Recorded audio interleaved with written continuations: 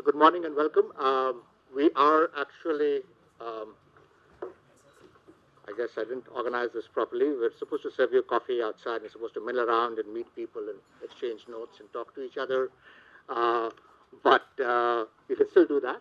The reason we're not starting is the program. It's at I think 10:30 start. That's a good sign. It's always a good sign in Europe. Yes. So whoever did that, thank you. Uh, the second is Veronique is stuck in traffic, so we should have her here shortly. I'm sure it's got something to do with visiting heads of state from the neighbors, and this is she's done much for us. I'm happy that we are able to have it through. So, but all of us should be here by 10:30. We'll start at 10:30 regardless. The program for today will begin with a brief introduction to the project, which by Irene from AFD, and then Agnès Deboulay will speak about the theme, which is precarious neighborhoods. The discussion, as you can see, is underpinned by the book, which was edited by Agnès, which is some of you have picked up. I'm seeing some of them are available outside, and it's freely downloadable. So feel free to do that. There's a flyer outside, which, yes, the book. And Irene, if you could please display the flyer, then people can pick that up. And since France is a highly technologically advanced country, you will notice that the flyer has a code over there, which will allow you to take you straight to the download site. I personally find using Google a simpler option, but that is a separate story altogether. So feel free that if you want to put that across to people. So it's and post the presentation of the theme by Agnès. We'll have two presentations based on the two chapters in the book, which are based on Indian studies. We're very fortunate to have with us Veronique Dupont. Veronique is a senior visiting fellow at CPR, as well as a research director at IRD in Paris. So we're fortunate to have her with us for some part of the year, and her chapter is on Delhi, but she's also done extensive work in Chennai. Professor Solomon Benjamin is the other author from IIT Madras. We wish he would visit us more often, but he is currently, thankfully, with us, and his basic presentation will be on a settlement called Villipuram, which is near Chennai. But Solomon has also worked extensively in Delhi. In fact, his PhD thesis was on Delhi. So we have two presenters who know each other's cities very well, and therefore that should lead for a very interesting discussion as it moves forward. So after the presentation of these broad themes, what we expect to do is we have a panel of discussants, and some of whom I see have arrived. Others, I'm sure, will join us shortly. And we'll then throw it open for initial reactions from the panel. Broadly speaking, not so partly to the presentations and partly to the broader theme of precarious neighborhoods and the extent to which that theme actually is relevant as India sort of addresses its housing shortages and crisis, which, as you know, we are now scheduled to build about 20 million houses in the next few years. So that discussion will then be with those initial kickoff remarks from the panelists, who, as you see, are chosen relatively widely from academia, Professor Sridharan, Bipin Rai, who is the member at the Delhi Urban Shelter Improvement Board. We have Mr. Renu, who has just joined us from Cure, and who has been working extensively in settlements, in many settlements, and particularly in South Nagevra, which is one of the resettlement areas, can speak to many experience with the precarity of that particular settlement. And then we have with us Rakesh Ranjan, who is previously is now associated with the Niti Aayog and has previously been involved with the earlier government on in what was then the Planning Commission. And we're also expecting Dr. S.K. Tiwari, who is the economic advisor to the Ministry of Housing and Urban Poverty Alleviation. So based on that structure, we hope, and that will of course be followed by, there are many distinguished guests around the table and old friends to whom we are grateful that they find it useful to spend some of their time at CPR in these workshops. Without them, none of this would have to make any sense at all. So with that, let me perhaps turn over to Irene for to add her words of welcome, and then take us through the beginnings of this project, which then leads to today's discussion. Thank you. Irene. Thank you, Porto. So I'm Irene Salenson from a French Development Agency in Paris.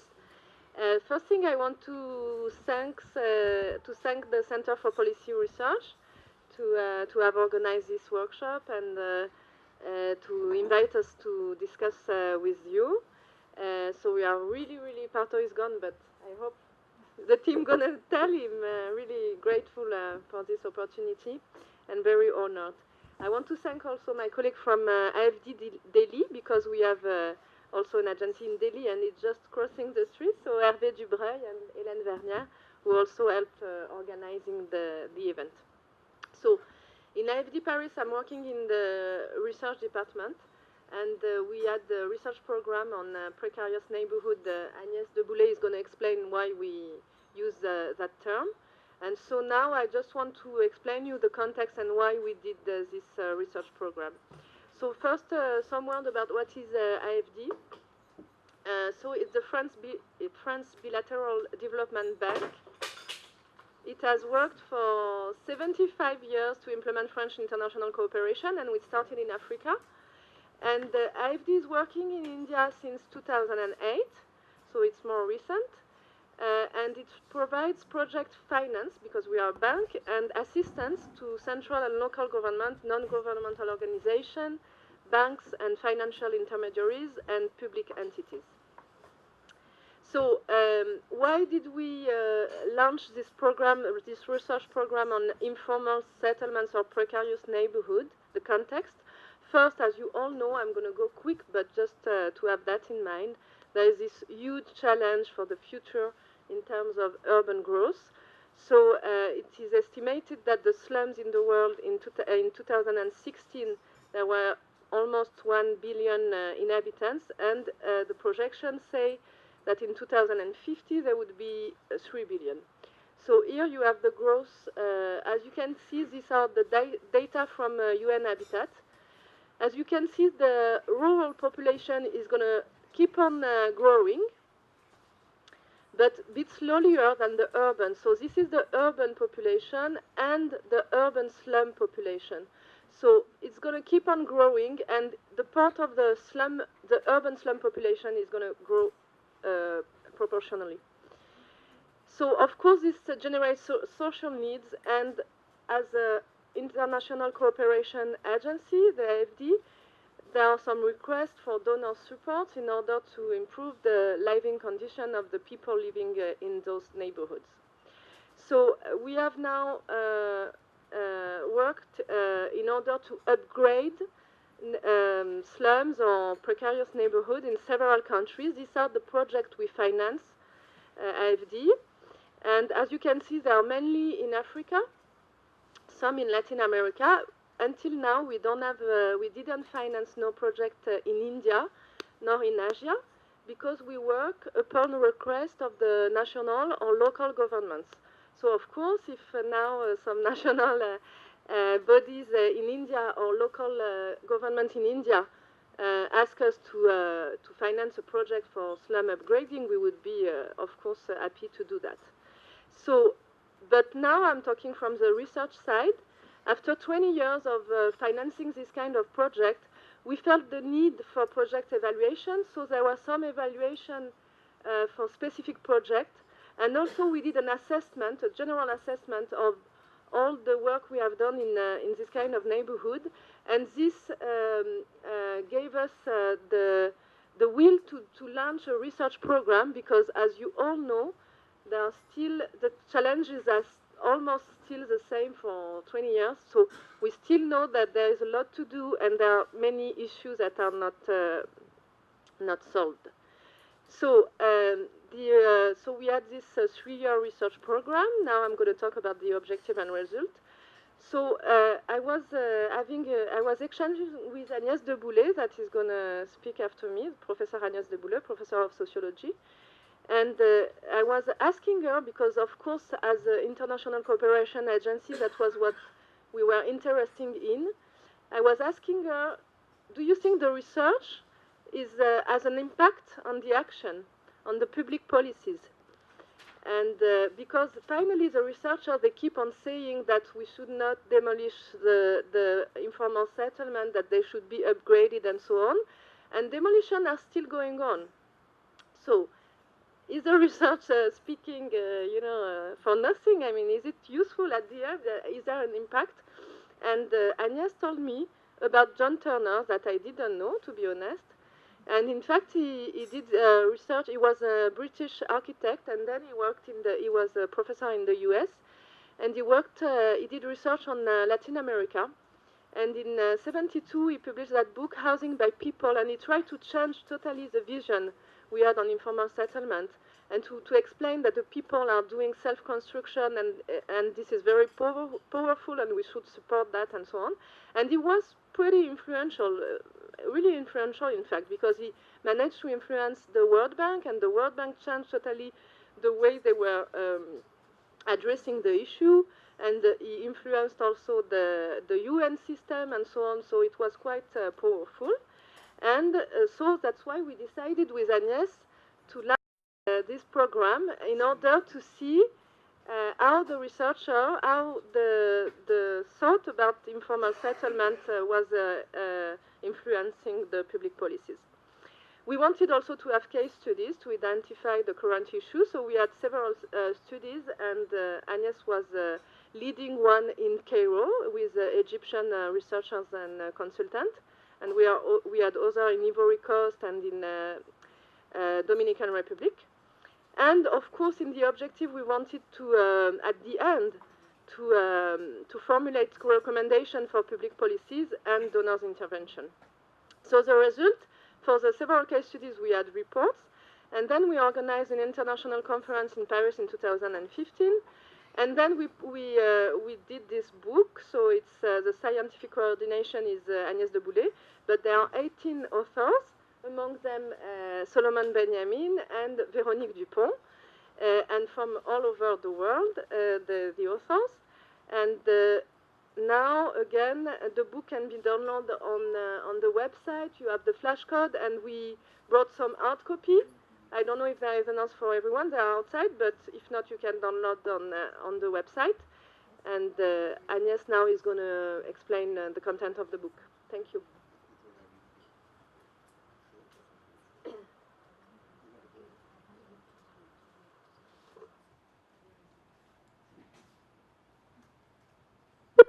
Thank you. Agnès, would you like to move there? Maybe it'd be easier for you to present on the structure.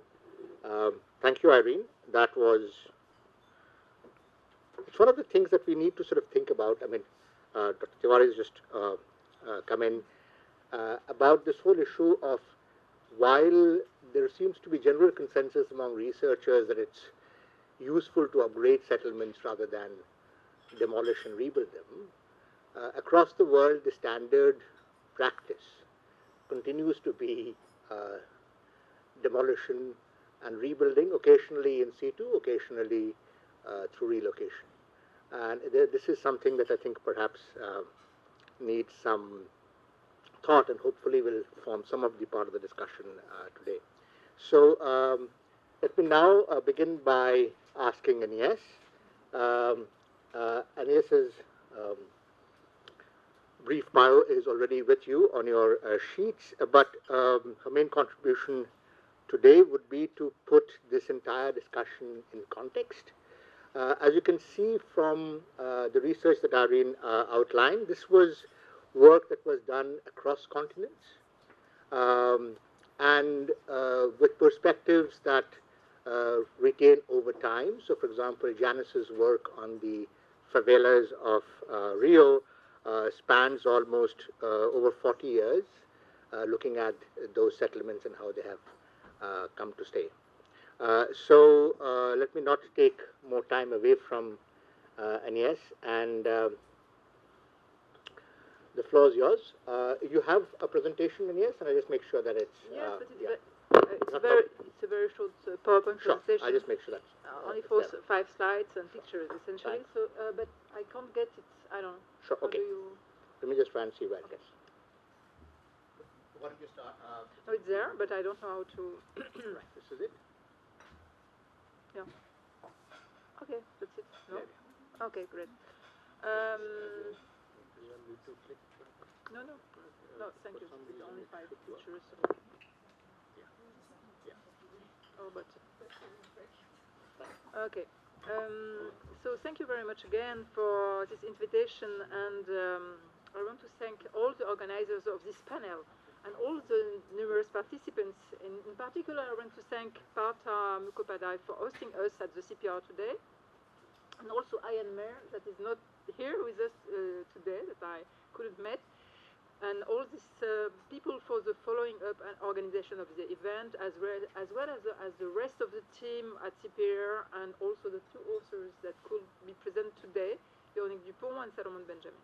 And I want to thank as well, again, Irène Salençon for the help of the AFD to edit this book and coordinate it, and also to organize. I have to say that it's a strange combination of languages, because you have some articles were written in English and some in French, so you have both a book in English and in French. So it's a mix, it's a combination of translation in both languages that was done in less than 1 year, which is quite unusual. So it's so it gives us today a great opportunity to discuss some of the main findings of the books with academics as well as with policymakers. And this kind of opportunity, I have to insist, is not so frequent. I worked in the Middle East a lot. I work in some fast emerging cities since 20, 25 years now, and I also make some research in France, and I see that it's not so usual to have this kind of combination of public able to discuss together. So I will try to open some, to show how the various contributions in this book open some cross-cutting lenses on this issue of precarious neighborhoods, and how this issue is still a very accurate one and why it needs to be rethought and in which direction. So first of all, to start with as an introduction, when I finalized my PhD in 1994, I worked on Cairo on precarious neighborhoods, and I called them at this time quartiers d'émanation populaire, so it means self-generated popular neighborhoods or something like that. But then the discussion about housing did already use the term of informality and spontaneous housing in some countries. But this issue was very seldomly, very randomly tackled by public policies. There were no real public policies tackling this issue, and informality never come to be a dominant public policy. It was used as a way of repression or neglecting. It was part of what is called now by Dorman this policy of neglect, especially in Egypt and in other countries. So the emergence of the discourse on slums has, of course, arisen and taken a new stand with the UN Habitat definition of the slum and the following categorization that has started with that. in the year 2000. And I have to insist in this discussion on the fact that the slum category, if it's very common and the most used in India, is not has become a way of recategorize various categories of popular housing in all countries of the world, and sometimes in a very old fashion. Like one of my PhD students in Burkina Faso, West Africa, used to say that in the slum, in self-built areas, people used to say, now we have to call ourselves slum dwellers to have access to financing. If not, we will not get finance. But we are not slum dwellers. We are part of non-subdivided areas, which is different, in fact. And, okay. So to quote Daniel Sefai, a French sociologist, there is a common public problem that has since 10 years, stabilized in international discourses, very often echoing local practices and perceptions. Informal housing versus slum, these categories lumps various definitions of the unplanned cities and point out difficulties of the dwellers in terms of services, quality of housing, security of tenure. And long ago,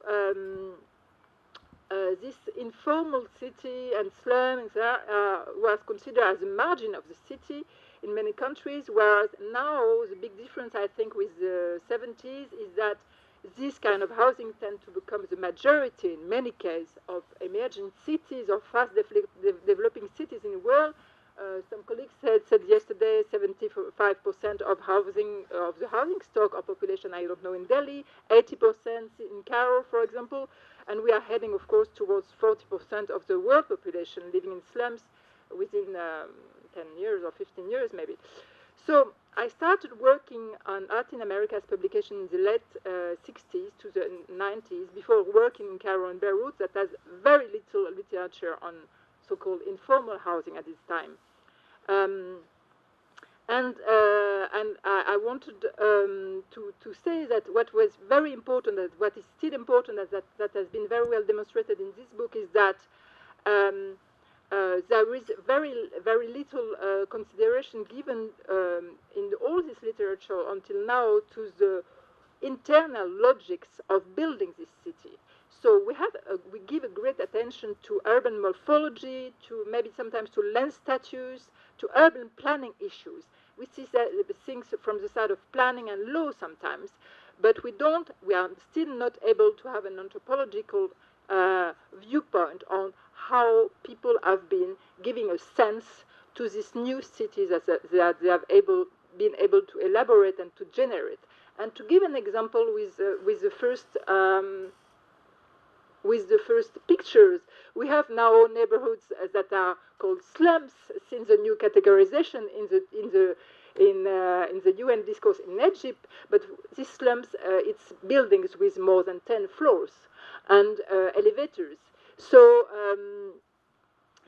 and also categorization associated with the risk dimension, which is a new doxa of public policy that is also a way in many places to eradicate some parts of illegitimate areas that public authorities want to get rid of. But in all these cases, it's very hard not to imagine that local residents have not been having a kind of internal logic to think the space, even if it's categorized as unplanned or slum. So what is interesting and what we have been trying to see in this book is that words are important. Words can kill. So if we use slum or if we use haphazard settlements, sometimes it can lead to a temptation for public authorities to destroy, demolish, eradicate, neglect, undermine, what is exactly the contradictory to the tendency of integration of these areas. So we have to find various ways to take seriously these areas, these neighborhoods, especially because they have become the majority in many cities and because they are incorporated into the metropolis and the metropolization process. So I will mostly focus on three dimensions. The first one is precarity, vulnerability. It's a discussion about terms, because terms are not to be neglected. Terms are very important. Which terminology do we use when we speak about these areas? And why is it important to rethink all that? Informality seems to be universal and call for radical answers sometimes. As one French journalist recently asked me, why will it be more easy to demolish all these slums? Meaning in France, it's the Roma slums, people coming from East Europe.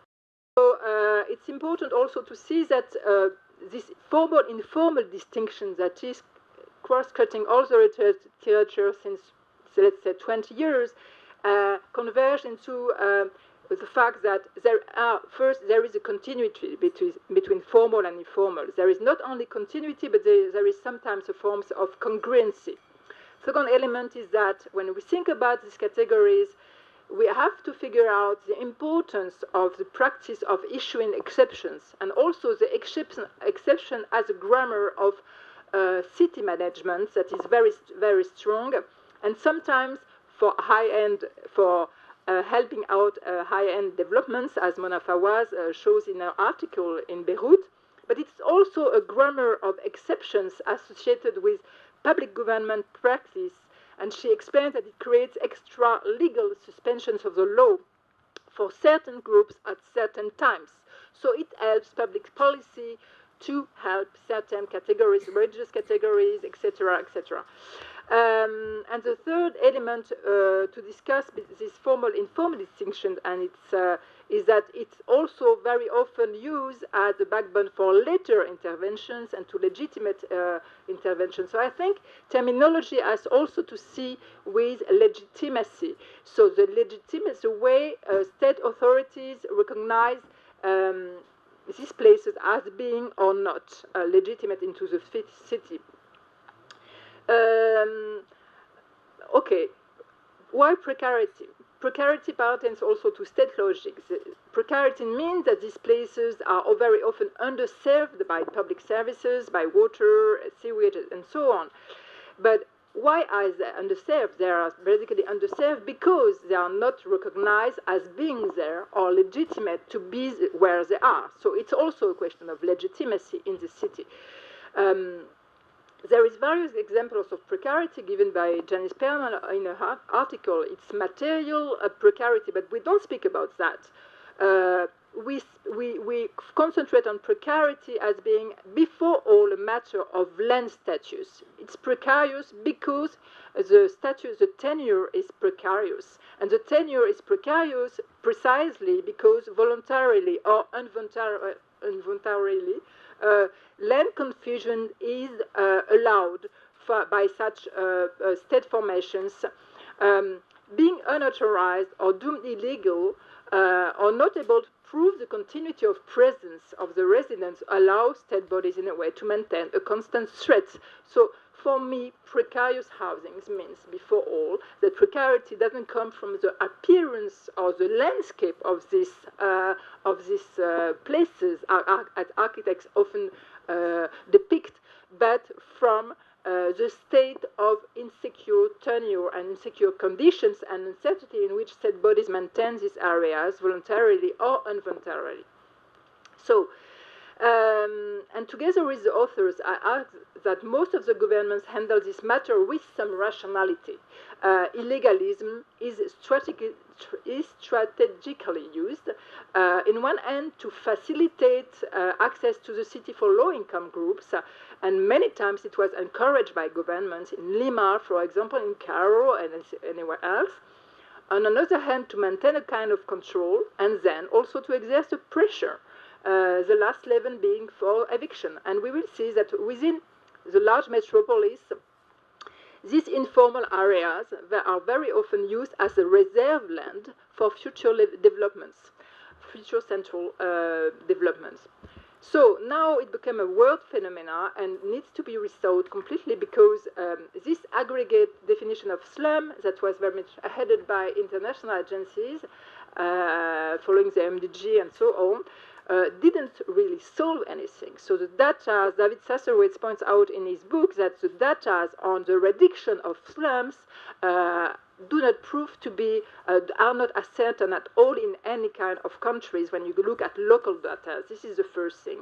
And then public policies, public representations in the media and so forth are still conveying a lot of preconceived ideas and misconceptions added to representations. For example, Rafael Soares Gonçalves, a Brazilian researcher, described Albert Agash's description of the 30s of favelas as an urban leprosy that belies the vicinity of the local beaches and neighborhoods graciously endowed by nature.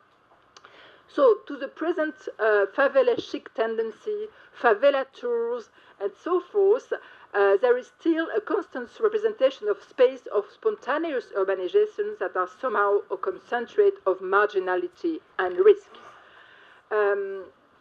So, the second point, I think I'm too long, but I have to squeeze out my talk. There is this focus on the book on diversity. I have to insist a lot on these thematics of diversity of land markets, diversity of land status. There is global tendency, of course, but there is a huge diversity, and this diversity needs to reinforce research on various kinds of settlements and not only on the central one, as it is the case in many parts of the world. We used to study the slums that is next by to universities, as Alicia Valadares has shown for Rio, but not the ones that are far away and the most difficult to reach. So the diversity in terms of housing markets, diversity of housing markets has been completely neglected in the research and in the study and in the pre-operational studies since a long time. We can refer to the article of David Sasserwitz, a kind of history of thought and genealogy of housing markets is useful to rethink housing markets today within the metropolization process. If we take only Charles Abrams, John Turner works, and George Ardoy and David Sasserwitz's works of the 70s and 80s, we see that, for example, they display that in many cities there is more than 10 to 20 housing submarkets that function to allow low-income groups to enter into the city and to settle. So there is not one single way to enter and to settle and to be part of the city as low-income groups. There is several modes that have to be developed and understood. So it is both universal and, in a way, city-specific. There is city-specific ways to accommodate low-income groups, and therefore we have to emphasize on actors that are able to display various strategies to settle in the city, but to settle and permanently and to consolidate their housing status. Still, there is very for example, we see that tenants also, the case of tenants is completely neglected when we study and when we generally think about precarious neighborhoods, also called informal housing, even if I quite refuse the term, tenants doesn't exist. Whereas we have seen a very good presentation yesterday by Banerjee Banistri on the fact that tenants are the majority very often in all kinds of recent unregulated developments.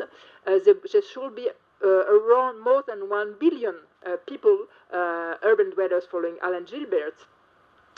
But we neglect the fact that most of the renters and most of the tenants are renting out to domestic investors, so small-scale investors that are not necessarily bad guys, and most of the time they make very little profit out of it.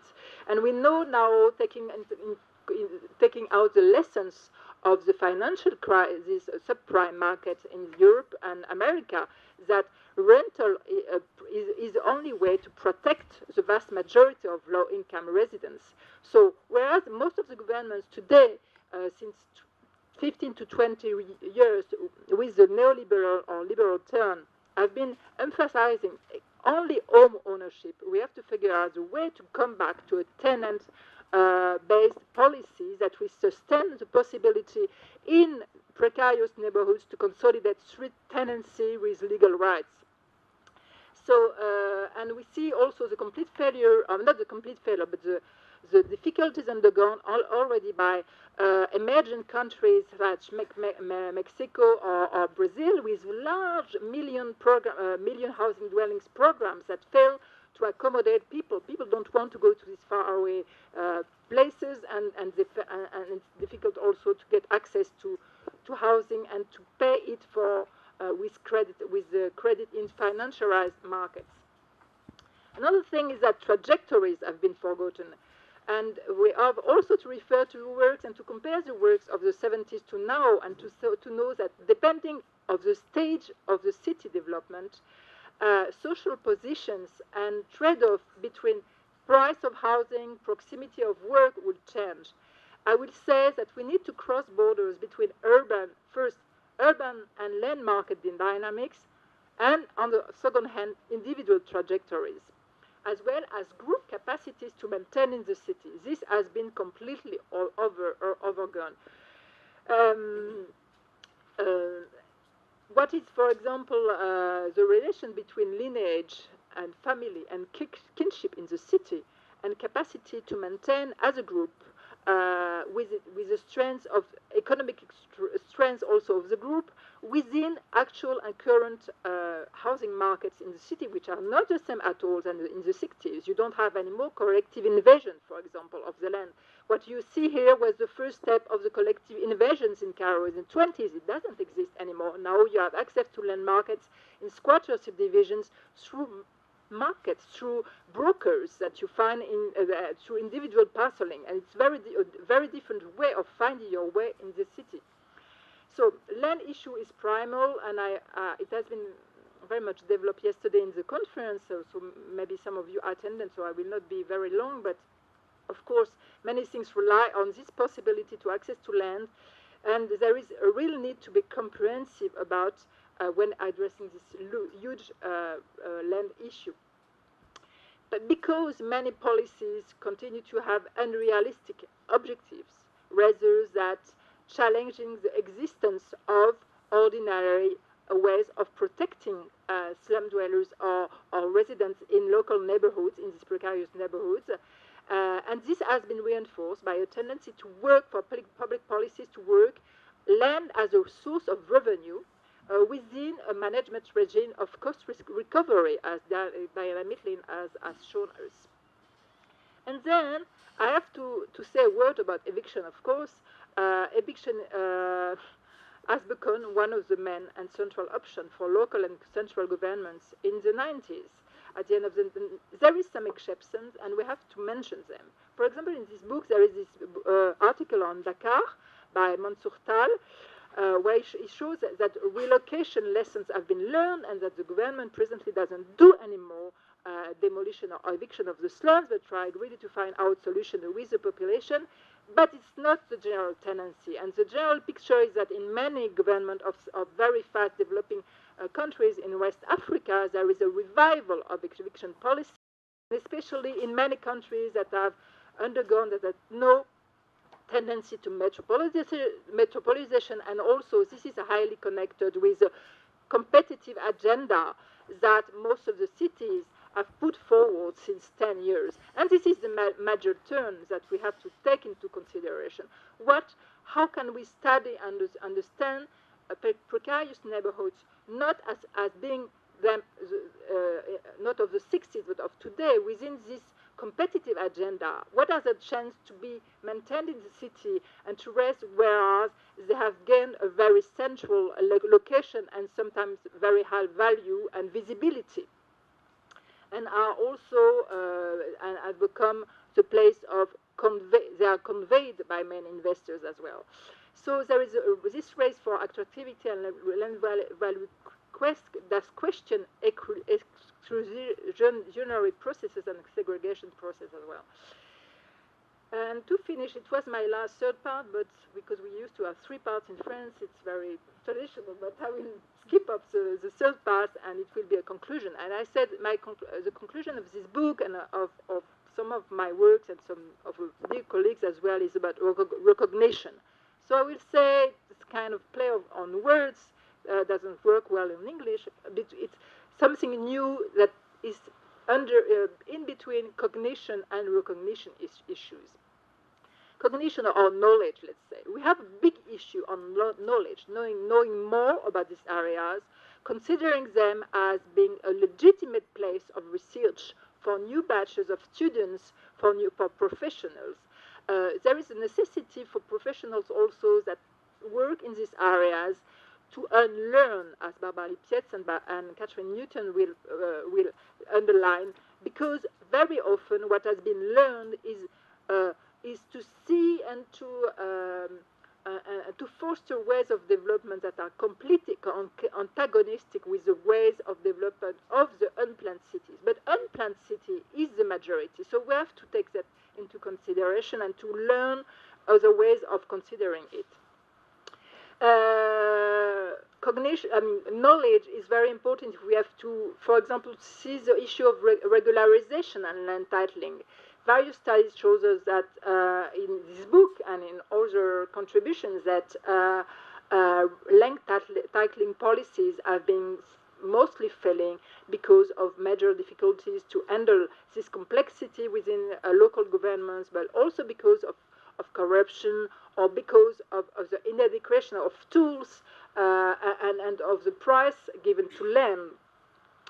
So other thing is that we see that cognition is very much put forward by dwellers through the judicialization of cases that has really enforced since 10 years, especially in countries like South Africa. I guess it was a long time the case in India. But there is this location, as Marie Etchemeyer shows, at the intersection between planning and rights. So we should, cognition and better knowledge, it's very important to know, to be able to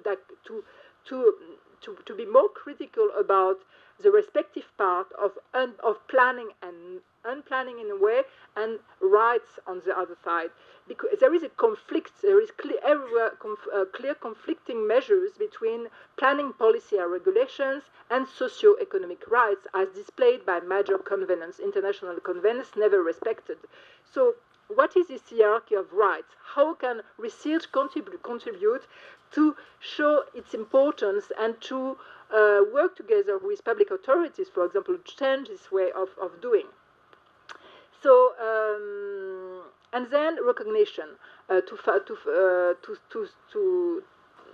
To end up with this, I think that there have been many discussions and on public policies, and especially on upgrading policy, or what you call, I think in India, upgradation. So upgrading can be on-site or outside, in situ or ex situ, in a way, and goes along with relocation, transitional relocation. Veronique will speak, I think, about that, etc. But upgrading has been disappearing from the state radars, mostly during the 15 last years, because it was considered as too costly, humanly too costly, generally speaking, and whereas upgrading minimized social disruption, loss of economic values, and social ties. So now there is a new turn towards encouraging upgrading, but we see, and the article of Valérie Claire is very clear on that, taking out the case of Cambodia, Lebanon, and so forth. It shows that upgrading is successful only where places and locations are not central and and do not convey a lot of profitability. But as soon as there is special economic interest on land, then upgrading doesn't work, generally speaking. And there is also a tendency to repackage peripheral greenfield as brownfield just to justify sometimes, like upgrading has been done where it's not the case, which Mitlin underlined for South Africa. So is upgradation only also about services? Not only. It's not only about pipes. It's not only about bringing out technology, but it's also a dimension of community involvement that has been quite forgotten now in order to be more holistic. And it can also incorporate urban restructuring, which is not exactly the same thing. But so this urban restructuring doesn't rarely take into account the original urban grid, because the design, original layout, we have to come back and to conclude on that, is not understood as being something legitimate as well, and is so there is this normative stand in all interventions in all countries, including France, for example, with this slum and normalization tendency underlined by Thomas Aguilera, researchers on Roma slums in France and Spain. And this normative stand is also a product of I mean, there is a lot of research, sometimes in some countries, but sometimes no, but it's not taken into consideration and doesn't lead to change existing policies very much. So, and there is this new challenges on, knowing more, but knowing also with the people, with the dwellers themselves. There is all these policies conducted by, sometimes with Slum Dwellers International, for example, of self-enumeration. I work, for example, in this area. Maybe we can move forward to the three last slides. I know it's here. For example, self-enumeration. This area, no, it's here. I mean, it's not a good picture, but okay, never mind. When I started to work there in the 90s, we didn't know how. There was no map, and we didn't know how many people were living there. There is still no map, official map. But we have Google tools to help us to figure out how many people live there. And on this quarter settlement, there is something between 3,000, 50,000 people and 750,000. So, you know, there is a wide gap. We don't know. It's in the middle of Cairo, okay?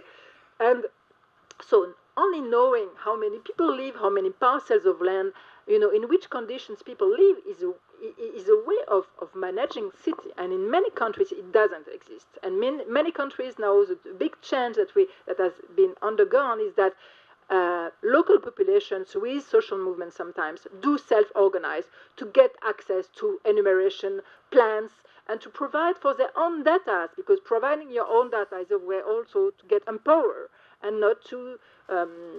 So I think this is very important, and I think the change of public policy has to do with this change that has been led by populations within these areas. And I think that's it. Thank you very much. Thank you, and yes, there are lots of interesting themes on which to pick up on. So, but since one of the themes that you picked up on towards the end was land titling, I think it makes only particular sense for me to turn to Solly. Solly, you said you had, I think, one slide to show or something. Right. So, and do you have that loaded on the machine already? Yes. So maybe we could just switch spaces if you want to. That would be particular.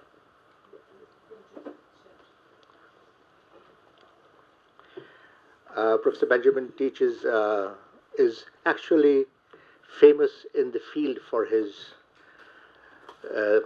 having developed the concept of occupancy urbanism, and is now at the Indian Institute of Technology in Mumbai, where I'm sure he's disrupting a lot of engineering minds.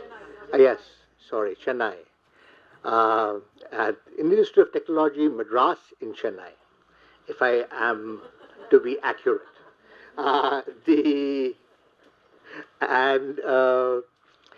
So we are happy to have him here, and he will speak about in some sense, the way I read his work on Villupuram is about, in some sense, the irrelevance of titling and his engagement with De Soto. So, 15 minutes. Solly, the floor is yours. There are a lot of slides, but I'll focus on 4. Sir, yeah. Well, thank you all for inviting me, and okay, we'll have to figure out how to get this working.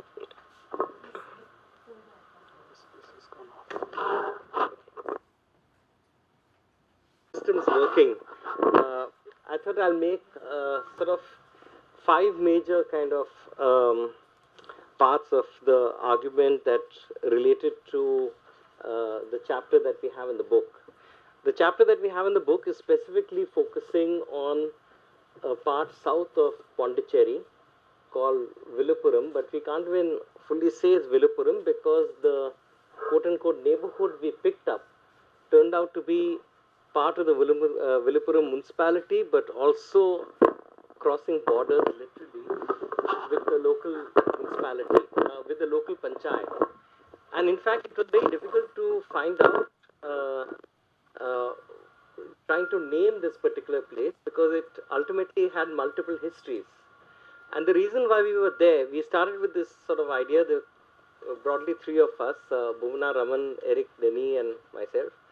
And we thought we'll try to engage with Hernando de Soto on the argument that, until you get proper titling and the Tamil Nadu government or the Pondicherry government, depending upon where we were looking at, intervened, that there would be a distinct spike, if you think of it that way, in terms of investments, in terms of people doing things. So suddenly, once they were given titles through various kind of political means, or programs or a policy, that there would be a change. Well, lo and behold, when we went there, and when we started to walk around to try to talk to people and found that there were in fact multiple histories, we found that it was very difficult to figure out when the titling happened, or even more interesting, what constituted a title. Okay, so there were very different kind of interventions happening when we actually started to put together very diverse local histories. And these are also not totally local because in some parts of quote unquote the neighborhood or the neighborhoods that included wetlands, which you can see, well, this is Chennai, and where those wetlands were, thank you, a big business which is still, I guess, happening is that of setting of educational institutions through various funding globally also, so it's not just one local funding. And you then start giving out engineering, medical, or business degrees. And the land that you start to take over, you redesignate. So it includes what's called Porumbok or wetland. And you start to recategorize it, and those new categories come into being. So some of these people who mostly low income, or what we would categorize as low income, had to contest with these groups, and in some cases they sort of managed to stay on. In other cases they were constrained.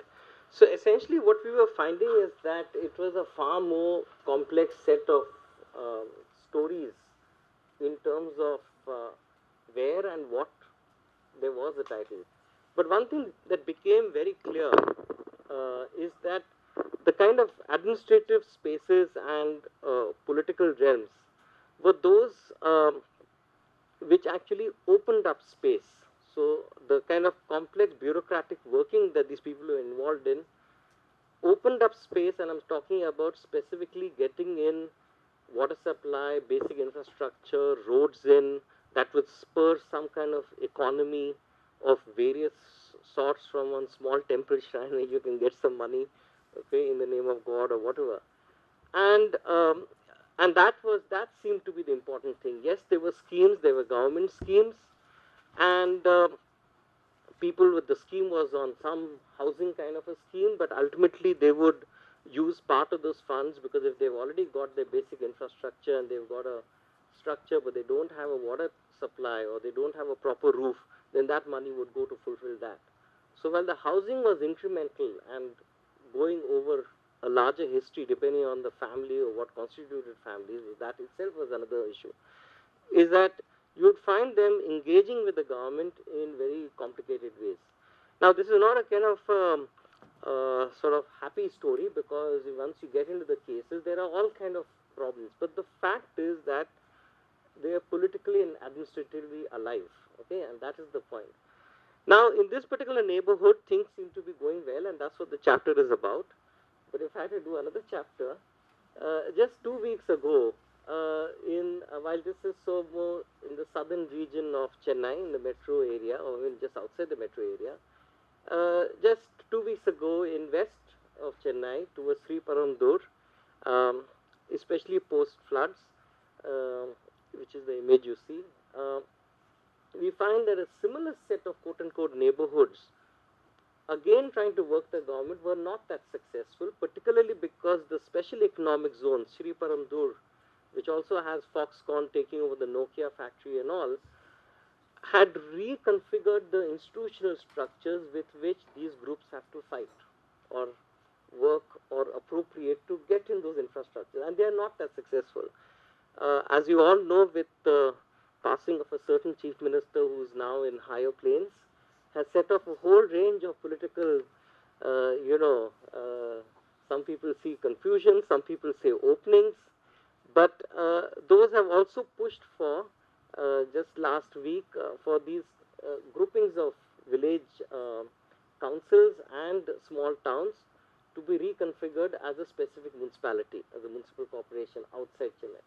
Now, we don't know how the political struggles will work out, but all I'm trying to say is that, therefore, precariousness, and especially building on what Agni has mentioned, and several chapters in the book talk about, it's not just the characteristics of a particular local condition, of a particular type of settlement, or a particular type of marginality which you can very easily survey. No, it's part of a larger political dynamic that gets constructed out of a range of forces. So now that's my sort of main argument. The other reason, the other argument of the book, and that's where Agni and I were first starting off the conversation with, we felt that a lot of the early literature of the 70s and 80s, and I was in the Human Settlement Management Institute, which is the HUDCO Research and Training Wing, in the early 90s, and but right from the 70s and 80s, when we were dealing with literatures on land regularization, whether it was in Madhya Pradesh and how that was different from what is happening in Hyderabad, and so I'm not even talking, if you note, I could say it's in Bhopal, and more accurately, there's something going on of land regularization or squatter upgrading in Hyderabad, which is different from Vishakhapatnam. So it's, even though land is a state policy, what is actually being played out is highly local. And at that time, when this was common knowledge, so if we were working in a room like this, when we are talking about not just the policy but the actual practices, that was the general conversation piece. Whereas I think what happened post 90s is that there was a kind of amnesia or a memory loss of those rich set of knowledges of how to get infrastructure services in. Now, one usually thinks that post-globalization, post-Saskia Assassin, that, oh, there's now much more published material on, the global cities and all. I would contest that, because right up to the 80s and 90s, I would say early 90s, a lot of our work that was being exchanged was from set of practices happening in Colombia, in Venezuela, in Brazil, and at least in the South Asian concept between Sri Lanka, a bit in Colombo, Pakistan, definitely India, somewhat in Bangladesh. So all I'm trying to say is that there was a much more set of these exchanges, which was then, going into how the Delhi Development Authority was trying to frame its policy in 77 for land regularization of unauthorized colonies. A very interesting report if you get hold of it. So I think the point is this, that I think there's a value in all that if we have to understand the differences between what's happening or what we've documented in the book in Vilupuram and what has actually happened differently in this more recent neighborhood that I talked about, where it's not worked out. Now, unless we get back into, and maybe what I'll do is, because I've already consumed I'm looking for Partha, 10 minutes or something, I'm going to skip all this, and as you can see, okay, maybe I'll try to get to the Vilupuram case, so you can see a little bit of... I don't want to get your hopes up. Yeah, I know. Okay, you have 9.5 minutes. 5.5, okay. So, here you see one of the sort of people who is both the political strategist and the resident association person, showing us his big files of, of sheets of paper and their petitions. There are maps being drawn, as you were saying about generated data. Now, the point is that you can contest whether it's really how accurate it is or what the boundaries are. But that's a kind of techno-managerial kind of argument. But if you look at how they framed it, whom they have placed it through, and how they pushed it into the system, which is not very different from what I found in the 80s and 90s in Shadra and Vishwasnagar, where people were doing precisely that. And one old guy who was about 80 who told me, oh, your English is better, but you don't know how to write because, and he had terrible writing, worse than mine, okay? And he said, but you have to know who to write a note to, what should be mentioned, what is the file noting, how to make sure that that person knows that you know, and what's the kind of political authority and administrative connections you have to be able to push that, but also knowing enough as to what are his or her powers that are there for them to take action on. So I think my point I'm trying to make is that when you look into the book, which this complicated table is there, I'm not expecting you all to go through each of those actions, but it kind of gives you a sense of the complex dynamics within which how precarity does not happen in this case. But also I'm sure if we did a similar table of other cases where they were not that successful, you'll see in one of those places that one knocks out their political space. So I think the main point I'm trying to say is that precarity can be understood as a political space, and it is constructed in a particular way. Now, how does this get constructed? How much? I have, what, 1 minute more? Sorry? 7 minutes, carry on. Oh, okay. Now, I'll try to just point out constructing precarity. Okay, where do this get, like, the kind of stuff that Agnes was talking about, where does it get reinforced? Okay, and I think I've got 5 or 6, I've kind of lost count, but anyway. So here's one. Definitely the courts, and especially when they pass judgments against registration of new unapproved layouts. Now this seems to be like a kind of it's a typical sort of newspaper headline, but if we see over there, you see that builders and activists both welcome the Madras court judgment, and in fact now last week they've kind of loosened it up. So there's a bit of confusion there that how come two different groups are sort of welcoming that, and well, actually if you're a small builder then you'll understand it perfectly, because actually the big builders who would love to have the courts push them out so that basically they get their space and they get the financing, especially now that housing is an industry. So you've got, all kind of financialization possibilities. But then activists would also like it because in a sense it shows that maybe this is a realm which is corrupt. It's all full of patron clientelism. There's all this sort of muck that is happening. It's not proper planning. And it's also not a very easy place to enter. If you remember, if you go through the Villupuram case, or if you look at a lot of housing on squatter politics in Bombay or Bangalore or Delhi, where when you get into that very complicated administrative space that I was showing, which was the reason why they can get service and infrastructure, it's a very slow and sometimes fast, but mostly slow process of negotiation, where activism and its speed for need for visibility can't have a immediate hold. People are suspect if you feel that you are going to portray yourself as expert power and going to come and save you, okay? So I think that's where there's another realm which forms a constraint. Now, this is from a technical report on environmental sustainability, but if you see the line in pink, it says slums to be removed. Why? Because, and now when there's a lot of money for sustainability, and climate change, this is the other issue, that it basically gets into funding managerial kind of rationalities which require more and more equipment. So if I'm here in IIT and since I'm getting taped, I'll probably be thrown out very soon. But there's a lot of money for me to get new computers and stuff like that, which I hope I can get. Okay. But then I overlay that with a kind of a techno-managerial expert knowledge, which may actually end up disempowering people or closing out those kind of administrative spaces which as we've suggested in the Villupuram case, got them basic infrastructure. Okay, and while this might be well-intentioned, saying that okay, slums should be removed and maybe they'll be moved to a proper place. That's a kind of hope in heaven. But this would obviously be used to rationalize any kind of eviction.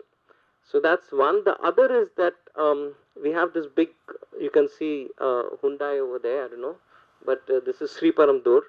And The Guardian, which is usually a progressive newspaper, but it also says, that slums and unplanned growth. So I'm just making this point that across ideological positions, you find a certain portrayal of data and categories. And I think this, again, I want to come back to what Agni mentioned, that language is particularly important. Particular terms, particular language, because these get into a use, and if you see the discussion of Sri Paramdur from two completely different ideological viewpoints, right? One is a World Bank, a set of World Bank people, and there's a climate change group also there, and then you got from the classical left, they both say exactly the same thing. Okay, they both have a language which reinforce each other. These, I'll be leaving this PowerPoints here, and you can get into the citation.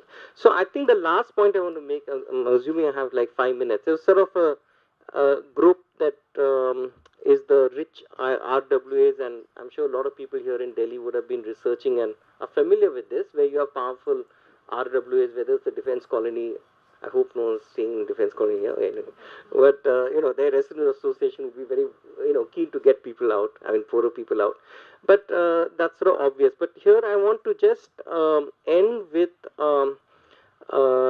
since we're also thinking about categories and terms, I think there is a useful literature, and this sort of goes on for 8 pages, so we just leave it. But I just want to make a point that there is a useful literature coming out of political anthropology, anthropology of institutions, looking at legal pluralism,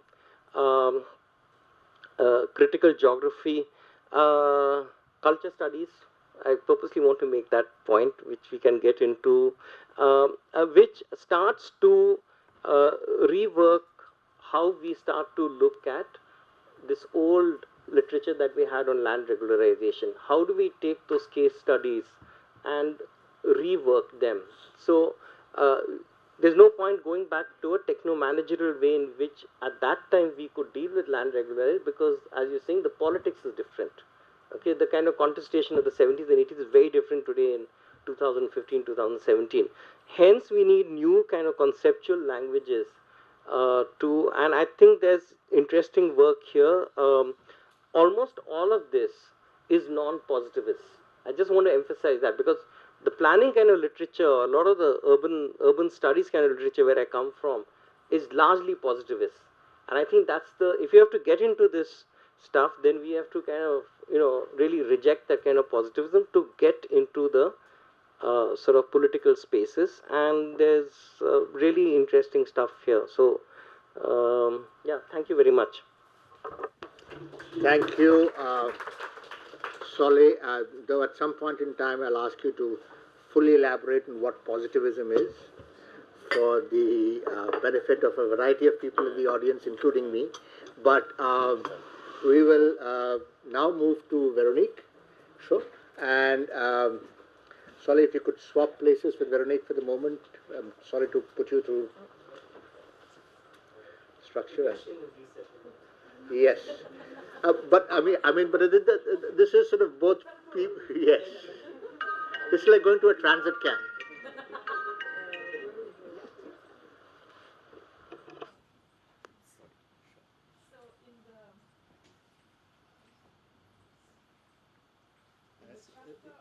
You need to turn on the microphone, Veronique. Yeah, but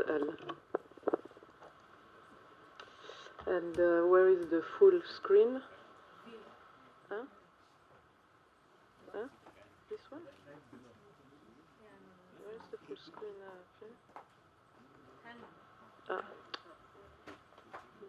I'm not. This one? Okay. No, it's not the full one. The full screen one. Okay.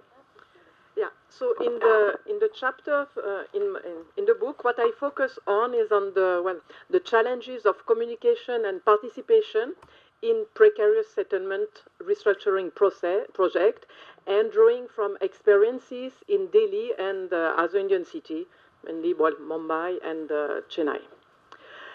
So participation is nothing new, and it has been debated in academic circles for quite a long time. And the principle of citizen participation as a guarantee of good governance has been equally prevalent in the development discourse and in recommendation made by international institutions. Furthermore, the international human rights framework with regard to the right to adequate housing emphasizes the requirement for open, participatory, and meaningful consultation with affected residents and communities in the case of eviction and displacement. So in India too, the principle of community participation has been put forward to varying degrees in the policies and programs of slum clearance and rehabilitation, which have been launched since the 90s. So in the chapter of the book, what I did first, I tried to examine in which way community participation and the involvement of the slum residents are envisaged in the framework of national policy and also policy at the state level in the various programs, mainly Mumbai and Delhi, since the 90s. And in the second part of the chapter, I explore the manner in which this principle of community participation is or is not implemented on the ground by examining some operation of slum demolition, as well as some rehabilitation and resettlement program. So the second part is based on a field survey and interview. In Delhi, I conducted these from 2007 to 2017, and mainly in collaboration with Shankara Goda, who is hidden behind the cameraman. And in Chennai, that was work conducted between from 2011 and 2013 in collaboration with Dana Lakshmi. So here, after all the introduction by Irene and Agnès, I have to make a preliminary remark on the word slums that I may be using. Because this word slum is commonly used in India in policy documents as well as in the academic literature, although it may correspond to very different type of substandard housing. So here, if I use it, you could say it for ease of speaking, while I refer to the policy document, in fact, I refer only to informal settlement without security of tenure, which is a feature which exposes their resident to the risk of eviction. And these are the settlements which are designated by the planning authority and the judiciary as squatter settlement, and in Delhi they are locally known as Juggi Jopri cluster or JJ clusters. So in this paper, I don't, as you could see from this ladder of citizen participation, there are many degrees of participation. So, so in the paper, I focus only on the first level of meaningful participation, mainly information and consultation. But why? Because you could say that access to comprehensive and accurate information, as well as a process of interactive communication, is the prerequisite for effective citizen participation. So next question is, but why does participation matter? So in fact, the hypothesis is that if the principle of participation were applied, the interests, the voices, and the needs of the affected population would be, or at least are more likely to be taken into account. So due to lack of time, I won't go into detail of all the examination of the policy, national level, Mumbai. I'll go directly to say a few words about the current strategy of the Delhi Development Authority, so that it matches also, so that you can understand better the case studies in Delhi. So the current strategy of the Delhi Development Authority, I mean, is developed in the document, the Master Plan for Delhi 2021, which was notified in 2007.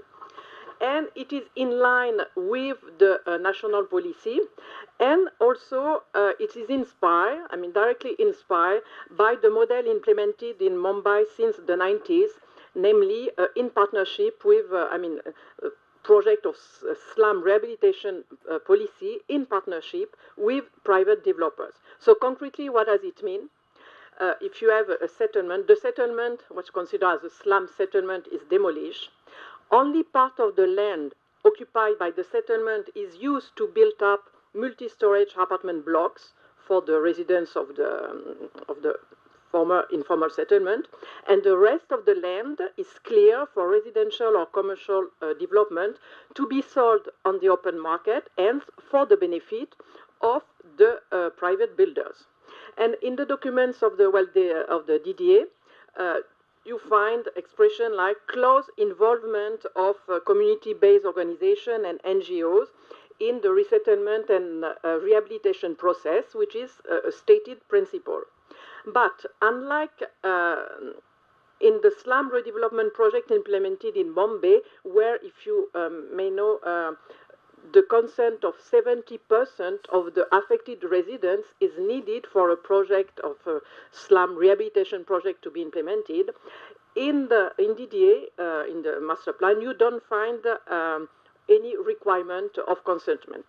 Nevertheless, in March 2015, the DDA uploaded on its website what is called draft slum rehabilitation policy based on Mumbai's slum rehabilitation policy, which introduced a consent requirement. In the same way, you could say, to implement an in situ rehabilitation scheme, the private developer needs to get the prior consent of at least 70% of the eligible slum dwellers. So you could see it's a step in the right direction, but this policy is still at the draft stage and has not been really well passed. So just a few remarks now to sum up the argument of the first part of the paper. While going through the various policy document and the scheme, we can note first that community participation in government scheme often means the involvement of NGOs. And in particular, we find also the concept of community participation in slum redevelopment, which is based upon a notion that the residents of a specific settlement form one community represented by community-based organization and can be further organized through one slum dweller association at the settlement level. And this I really insist, and I'll show you what are the, that it may not correspond to the reality, hence creates problem in implementation. Second, we note that the issue of the consent of the affected people has been treated differently according to the state. Bombay was pioneering this. The institution in the scheme, initially it was in the Rajiv Avas Yojana, there was a concern from majority of adult dwellers being to give their consent. Then it was diluted, just involvement of the affected people. DDA, we saw it was not there initially. There was an attempt in the draft policy, but not implemented. So you can see that there is no consistency depending on the scheme, depending on if we are at the national level or at the state level, and depending also on the state. So now, what I would like to see is to confront this participation discourse to the reality on the grounds, and in fact to show you that, maybe it won't be a surprise for you, that it reveals a large gap between, on the one hand, the principles stated in policy document dealing with slum resettlement and redevelopment, and on the other hand, the practices during the implementation of government interventions, mainly slum demolition practices, resettlement, and rehabilitation projects. And what I examine in particular is the flow of information and the consultation procedure of the residents in order, or in other words, the implementation or not, or the first steps necessary for any participatory process. And the case study that I conducted mainly in Delhi and secondary in Chennai evidence several factors that limit the circulation of information and subsequently the involvement of project-affected people. The main limiting factors prove to be the withholding of information by certain actors, second, belated communication, and the third one, the ambiguous role of intermediaries. And this is what I would like to illustrate now. Pato, can you tell me how long? You have? Yes, please. So. You have 4.5 Oh! minutes. Foreign. So the first case of withholding of information was the VPC camp in Delhi, which is for the Authority of Squatter Settlement in the southern part, where DDA was supposed to implement its first project. So in 2006, DDA invited bids from private developers to construct 3,500 tenements for rehousing the dwellers. 2008, the developer started a leveling process, leveling operation on the adjoining site to build a luxury apartment. Well, you cannot see really India luxury, which was called Castlewood.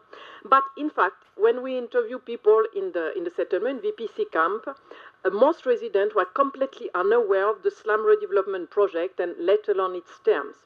A few local leaders knew it through their contact with politicians, but they did not pass the information to the member of their community. So, in short, the residents were kept apart from the plans affecting them. Well, this project was never implemented finally. Then I turned to the major case that I used for this study, the case of Katputli Colony Redevelopment Project. Here, it's what is considered by DDA as a squatter settlement of about between 3,000 3,500 households. There is a big controversy on the number of households, which is located in the central area.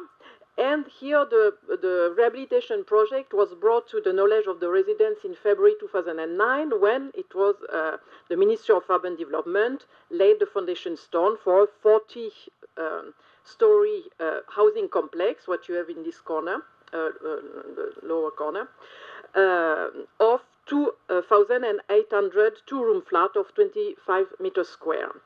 And on the other corner, on the right, you have what the private builder has in mind to make his own profit on the share of the land which he will be able to develop.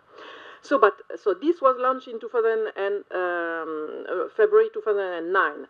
January 2014, so 5 years after the launching, there were major issues which are not clarified for the residents, the eligibility criteria, and the financial conditionality. So I have no time to enter into the details. And finally, it's only in 2014 that the DDA put on its website a list of eligible residents. This list was contested by the residents who pointed out many omissions. So then the residents, with the help of an NGO, conducted another survey, but the DDA at that time refused to take into account the result of the survey. So this is just to highlight 2 points. First, the practice of withholding information by the central government agency, which is in charge of the implementation of the project. And second, a refusal at that time to accept as legitimate the information provided by the inhabitants themselves to defend their right to housing.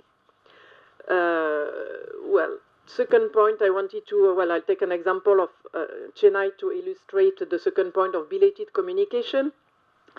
And normally, during a demolition operation, people are supposed, a requirement of 30-day notice prior to eviction has been declared in various court orders, and it's also there in the document of the Tamil Nadu Slum Clearance Board. But in de facto, it's rarely implemented. Here an example which relates directly to what Soli has shown, what is considered a squatter settlement along the canal, some canal. So in July 2002, large demolition drive was carried out along the Buckingham Canal. 2,300 families were displaced. The argument was you have to deseal the canal because it can lead to flooding. Exactly what the argument you have pointed. The threat of eviction was known, but the exact date was not known. And the irony is that, in fact, the bulldozer arrived on the site to start the demolition while the residents were demonstrating in the city toward the city hall, demanding the recognition of their occupancy right. And what is interesting, this resident that when interviewed, according to him, it's a deliberate strategy of the government not to provide specific, precise information much in advance to prevent any organization of a protest. This I have no time. So in Katputli colony, you have also, it will be also a case of belated information. For example, the residents were informed about this project, that they will be rehoused in this type of building of 14 stories. But when they were just informed, they were never involved at the previous stage to ask them if it corresponds to their needs. So when we inform people at that stage, there is no way you can take into account their voice. So it means that, in other terms, that the rehabilitation buildings and the flats were planned and designed without any attempt to incorporate the perspective of the people who will inhabit them. So the last point that I would like to illustrate is this flow, an obstacle to maybe a consultation or information, is the ambiguous role of intermediaries. We have a first example in VPC camp. I told you that some of the leaders were aware of the project. They did not pass the information. So you can see that the flow of information can be blocked at the level of the settlement. In Katputli also, we have, it's another good example. Initially, DDA used as an intermediary an NGO which was well established, and used this NGO as a main intermediary to pass information and what DDA consider as a kind of consultation. So that's true that on the one hand you could say that this NGO has facilitated the DDA's interaction with the residents and allows some kind of, at least information. But on the other side, it also introduced some bias in the consultation process. On the ground, a section of the residents, in fact, and another rival NGO contested the legitimacy of the first one to represent the interest of the inhabitants. And in fact, and this is really the point that I would like to highlight, that when I say that for me it's a misconception from the part of the policy, in the policy document, to think that one settlement, one community. When you look in the ground, in fact, you have a multiplicity of community in the settlement, and with very heterogeneous socioeconomic conditions, varying interests. So in any case, it will make it very difficult for any single NGO to claim an uncontested representativeness and to play the role of kind of neutral agent and consensual agent. And also, another point, many of the interaction between the DDA or some president, they happen 3 minutes over time. Oh, okay. So they happen with the leaders, and the leaders again they don't necessarily pass the information to the people of their community. So, in other words, this example also illustrates the difficulty of the representation of the residents. You have always somebody who is talking in the name of somebody else. So, I just recapitulate the main finding from fieldwork: information deficit, lack of accurate knowledge, of belated communication are obstacles to the meaningful involvement of residents in projects concerning them. To participate, a minimum of information is required. But when people become aware of what is at stake, then the lack of communication of information can also become a cause for mobilization, and the lack of fair consultation a cause of resistance to the project. And this is what DDA, I think, has realized in this Katputli project, while facing a difficulty of implementation.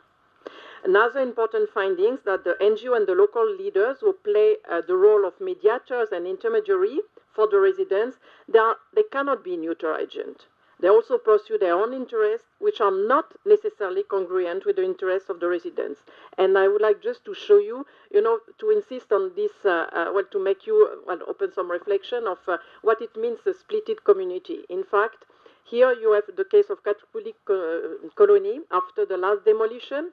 So part of the residents, small majority, are still staying, or 60%, we don't know exactly, are still staying in the colony, while 1,300 households have shifted to the transit camp, because for them, they think the project is a good opportunity. Here you have mobilization. First, mobilization of the transit camp residents who protest because they want the project to be implemented. And here in Katputli, you have the contestation of the residents who don't want the project to be implemented. So it's really, even if you do a fair consultation process, and if you arrive 60% we want the project, or the other way, or even 50 we want the project, 50 we don't want. So then what to do? Well, I don't have necessarily the answer.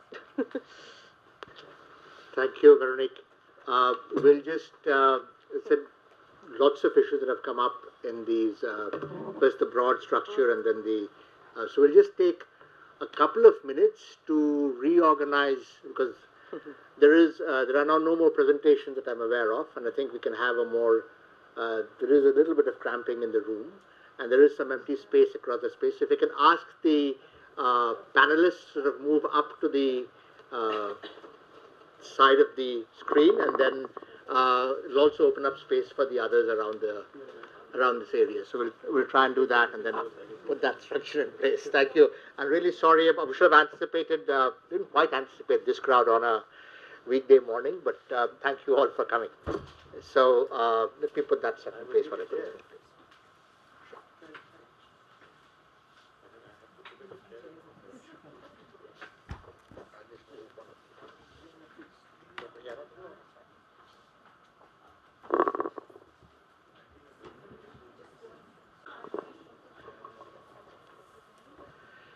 And that you can reorganize the rest of it. I think we might have some space for people to walk around. Yes. Thank you. We have, to respond to those presentations and to even actually engage in a broader discussion of public policy and precarity, especially in the context of India, we have with us today a very distinguished panel. Starting from Professor Sridharan, who is at the School of Planning and Architecture, and has, among others, I recall his work on urban poverty in here that's been in Delhi, and the poverty maps that he put together, which speak a lot to the spatiality of this particular story, but also a broader regional story. We tend to focus a lot on the big cities, and today we're focused on Chennai and Delhi. But this is a story that is actually has strongly regional scope, and especially in Delhi, where there has been significant dislocation of economic activity and people to the peripheries. It's led to different spatial organization, which is there in many other cities, Sao Paulo being a very extreme example. Then we have Bipin Rai. Bipin Rai has been with the civil society for a long time, but now he has a role within the government of Delhi as a member of the board of DUSIB, Delhi Urban Shelter Improvement Board, which is tasked with essentially ameliorating the shelter challenge in Delhi. And therefore, he is engaged on a day-to-day basis with responding to the challenges that Solomon and especially Veronique for Delhi sort of put forward. And to what extent these themes resonate with him, and especially the kind of constraints under which governments have to operate when they are responding to these kinds of challenges, is something that obviously can throw enormous light on. That is also true for the other two gentlemen next to him, which is Rakesh Ranjan, who has been now with the Niti Aayog, and was also previously with in its earlier incarnation with the Planning Commission. And I will not ask him to comment on what these two incarnations look like and whether, like Vishnu, whether it comes in the shape of a fish or the shape of a ball, they all look, they all do the same things, which is rid the world of evil. But he brings, as you can see, a perspective from the union government as well as from the state government, where he has been involved enormously, being with the government of Tripura for a long time. And then we have Dr. Tiwari, who is with the Ministry of Housing and Urban Poverty Alleviation, and he is economic advisor of the Ministry of Housing and Urban Poverty Alleviation, and therefore central to its policy process. And the Ministry of Housing is the nodal agency which is now tasked with implementing what is called the Pradhan Mantri Awas Yojana, or the Prime Minister's housing scheme, which is to structure that particular, as I said, meet the goal of providing 20 odd million houses, maybe less, maybe more, depending on how that beneficiary structure works out over time. But again, one of the themes that I'd like all of these speakers to address is to focus on two aspects. I mean, let me just hold off that while I introduce Renu Khosla, who is also with CURE, Center for Urban and Regional Excellence, who has been working not only in Delhi, but also very interesting projects, for example, in other cities, for example, especially Agra, and has a strong focus on issues of sanitation and the provision of that, especially in actually what is supposed to be planned resettlement colonies. So one of the most interesting examples is you've seen precarious neighborhoods, and the discussion with Solomon and Veronique has largely been around areas which are occupied, self-contested, organically grown, a variety of such descriptions. But one of the spaces that Renu actually works in is a planned resettlement colony. This is a space where people have been resettled completely under the control of the state. The state has the full ability to decide how to plan that space, what kind of services to provide, and essentially the levels that you can actually put through. And to find precarity in such a settlement is very disturbing. And that is something that I think is something, one of the issues that sort of, the two issues, therefore, that I would like some of the discussion to focus on is one, the whole issue of the challenges of accepting settlements and the issues of tenure that was brought about, and the provision of infrastructure within the settlements as is, the whole issue of what we call in India in situ upgradation versus in situ redevelopment or relocation and development, and the choice of these various modes with which to engage with these settlements. And secondly, even when the state chooses to actually relocate and resettle, why does it do such a bad job, especially in India? But that's just sort of initial provocations for what I'm sure will be a number of other themes that will come up from the panel, and then, of course, we'll throw it open to the floor. So if we can begin with you, Professor Sridharan, and then maybe brief opening remarks for about 3 to 4 minutes or so, and then we'll try and open up the discussion across the space. Thank you, Pata, for inviting me for these very enriching presentations as well as going to be discussions. I'd like to concentrate on 3 issues. One is in terms of participation, second is in terms of perception in terms of scale and norms, and that's where the political economy equations comes in. Okay, and I start with this inclusive and sustainability. Way back, I think late L.C. Jain talked about City of Hope when he talked about participatory city building in Faridabad. Unfortunately, that cannot be sustained. Now it's an invasion of the private developers. So how the sustainability of participation itself, whether it can be sustained or not? Okay, that's a big question. So probably something like what Veronique ended by saying that 50-50 happens what if, that's the thing. Second point is that what happens in this, the so-called, it has been quoted by in the introduction itself of the book of Lisa's 1968 of proposition of multi-scale analysis. That's where I welcome Partho's introduction. Okay, going to the regional scale. Just about 2 weeks back, I was in Dudu, which is a block in Jaipur district. It's a Jaipur, all of you know metropolis. Not even 30, 40 kilometers from there is a Dudu block. So we are interviewing some of the villages and also some of the census towns there. We asked where you are going. It's fast becoming, because it's under the Urban Mission project, the new, you can say, the so-called prestigious project of the PM. So in that, we are just inquiring about that, how the transformation is taking place. Most of them going to non-farm sector, and they want to go to Jaipur. So first question I asked, where will you go and stay in Jaipur? Sir, we are not bothered. Our thing is first is job. Okay. Now, it hit me hard.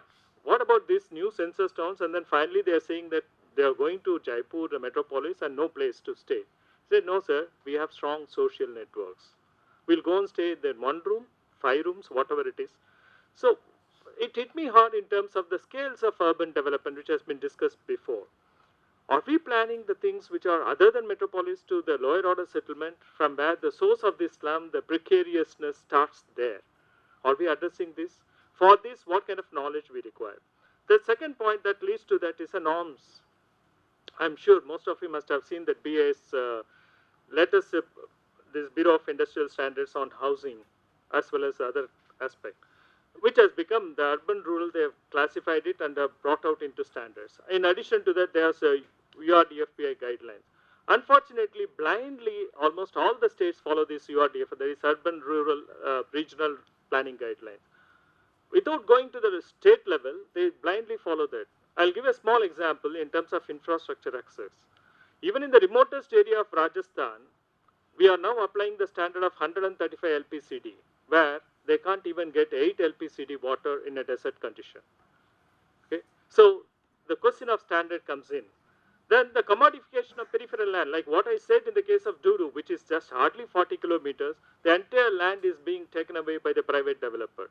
Now one more, yesterday I had a very interesting discussion with that one person from Bombay, I don't want to name him, the real estate developer, big real estate developer. He said, look, for every square feet we construct, be it in a slum, because we trade the TDR, slum TDR is being traded like a stock market, this thing. Every square feet we construct, we have to pay a money, a bribe, to two big shots in Bombay. One, I don't want to, because being recorded, I don't want to name it. One to one party, which is controlling the entire Maharashtra, I can say partly Mumbai Municipal Corporation area. Other, who lives abroad, but collects through some of his agent, which is just outside Municipal Corporation area. So we have per square feet. So if we say 7,000 rupees per square feet, half of it goes to these two people. Okay, their territoriality is divided, your citizenry is divided based upon where you belong to. Okay. Third, another recent work which one of my students is doing, it also comes about the citizenry, territoriality, and also the scale norms. Even the private sector is encouraging the slum formation of the precarious. It's a case of Dimapur. One of my students is doing a thesis on this. It's a private land, deliberately cut into small thing, not sold. It's still he holds the land, but provides minimal water supply, minimum sanitation. So this is another aspect which I want to go into another interesting SMS message, not WhatsApp message. I'll just stay with this, and then probably we'll come back again. Yesterday night I received this of a samosa vendor. I'm sure some of you must have received it also. Samosa vendor story in Bombay. It's a very beautiful thing which I want to say that. I boarded the train. It's a person who is with a coat suit and tie talks about it at 7 p.m. from Church Gate. So he goes through, a samosa vendor comes and sits next to him. And he tried to sat next to him with an empty basket. I got into conversation, seems like you have sold all your samosa. Yes, God's grace, all sold out. I feel sorry for you people. Don't you get tired daily doing this? What to do, sir? Only selling samosas every day like this. We get commission of ₹1 for each samosa we sell. Okay. Then he asked, oh, that's so. How many do you sell per day? So on an average, 3,000 per day. I was speechless. He makes 90,000 per month. Oh my. I intensify my questioning. Do you make samosas yourself? No, sir. We get through manufacturer and we sell them all. After selling, we get some money. We give him some money. Most of our earnings are spent on living expenses in Mumbai because it's costly.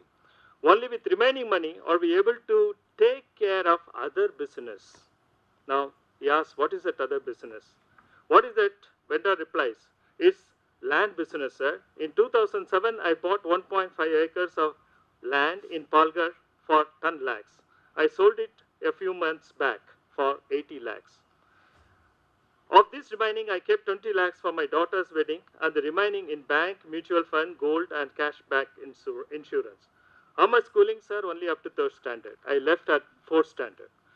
But I know how to read and write. Sir, there are many people like yourself who are learned, dressed well, wear coat suit, speak English fluently, and work in air conditioned office. But I don't think you earn and enjoy life as we do, wearing dirty clothes and selling samosas and living in a chawl. At this point, what could I reply? After all, I am talking to a true Indian millionaire. He left at car station saying, thank you, sir.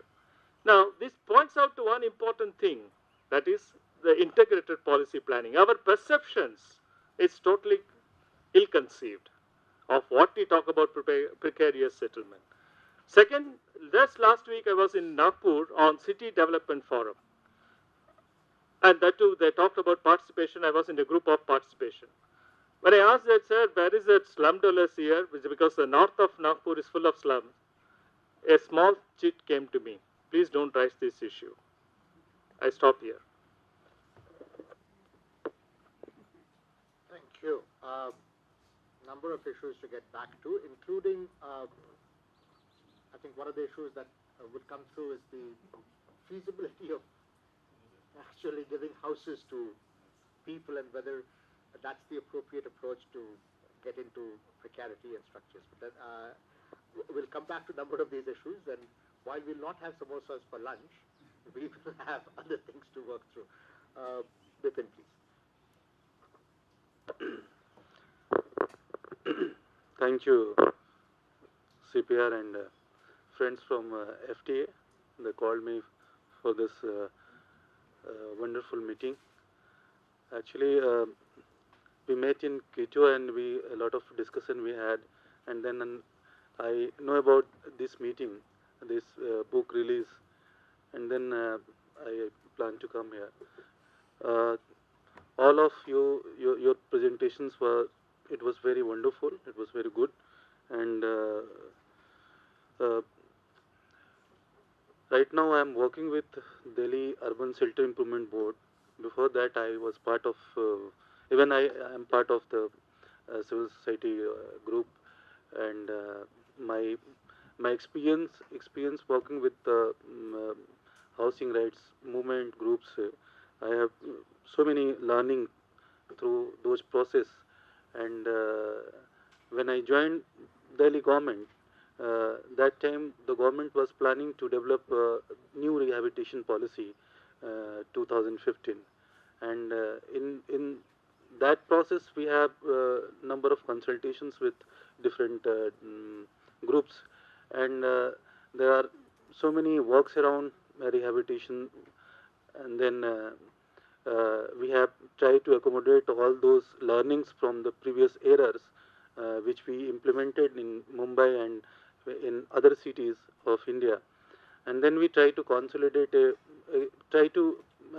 progressive policy, come up with a progressive policy called Delhi Urban Shelter Improvement Board, which passed by Delhi cabinet and then Lieutenant Governor, and it's now we are implementing, and last 1 year we have relocated 1,050 family from 3 pockets, and there are certain things which I will try to explain in this policy.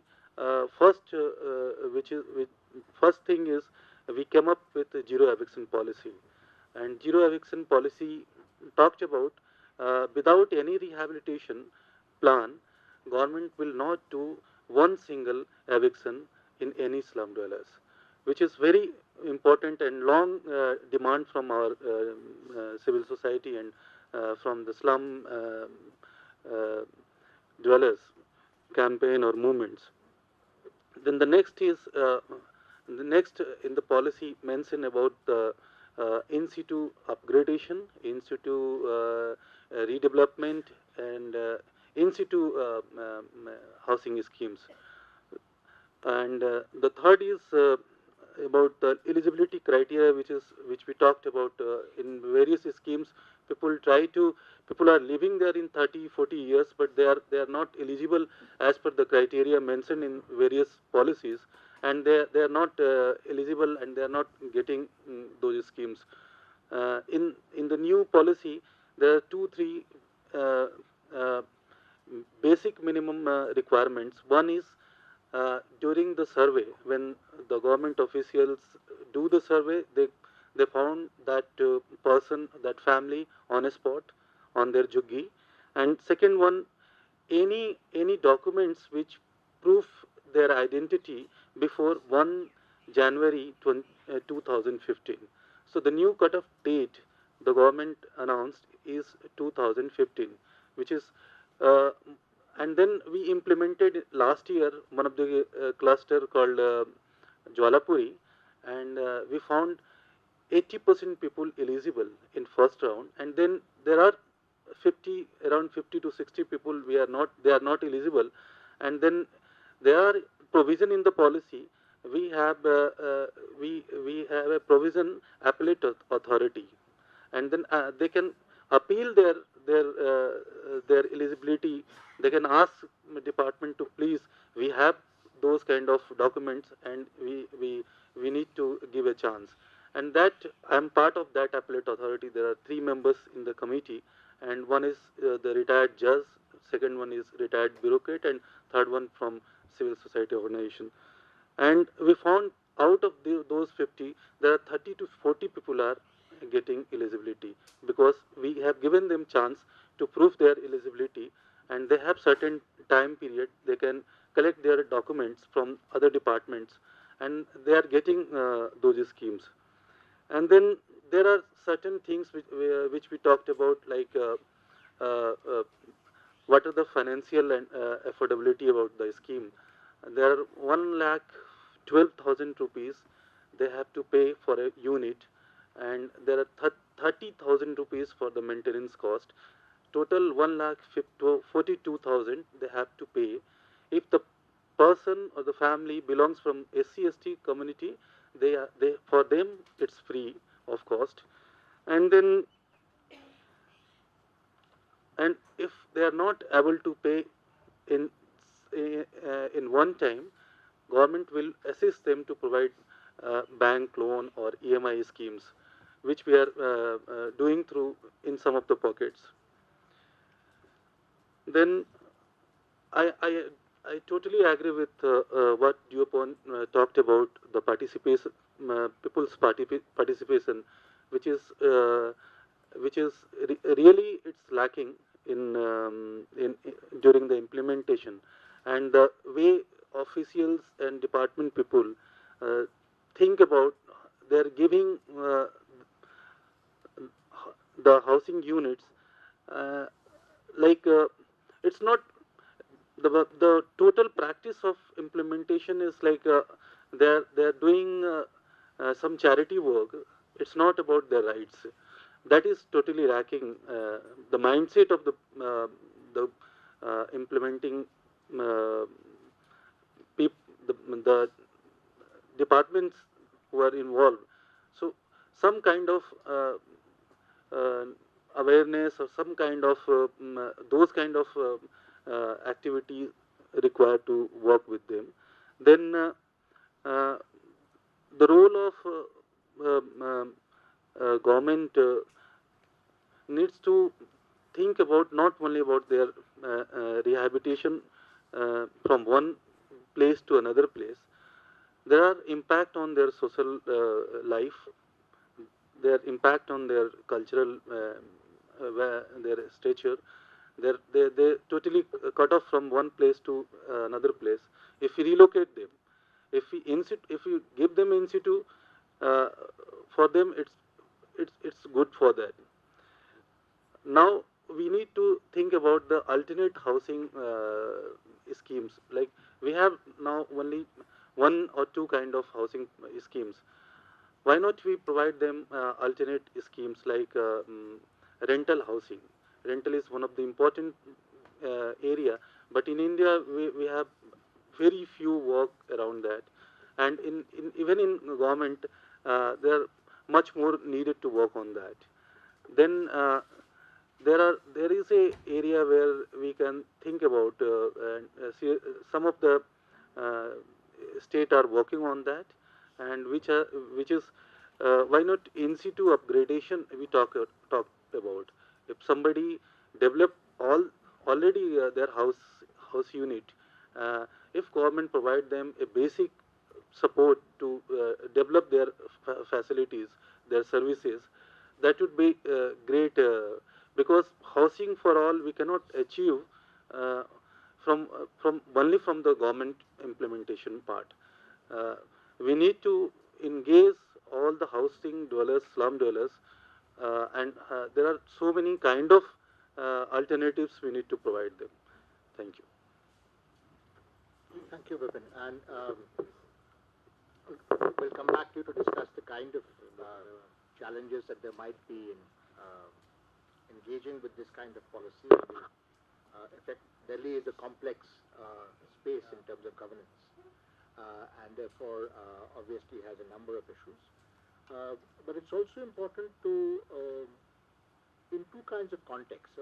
What you finished on the upgradation story is the value we put on the investments made by people in their own house, and they can be quite substantial. And the extent to which, especially the samosa story of Professor Sridharan, shows that these number of activities which are engaged in with the people who live in these spaces can be reasonably remunerative, and therefore provide the surpluses for them to invest substantially in their own housing in some spaces. There is also a certain degree of inequity in some sense, because when one transfers a house to one household and not to everybody else, then the government is to make a very large transfer, relatively speaking, compared to a variety of other social welfare programs, to that particular household. The chosen, so people who benefit can, of course, the amount of benefit, as Renu I think will point out, may or may not be so much. And therefore, it's important for us to understand that process and how, especially as the various speakers earlier spoke about, the diversity of uses and reasons why people prefer to live in particular locations and at particular forms of housing at a given point in time. That's something I hope we will be engaging with shortly. Mr. Ranjit?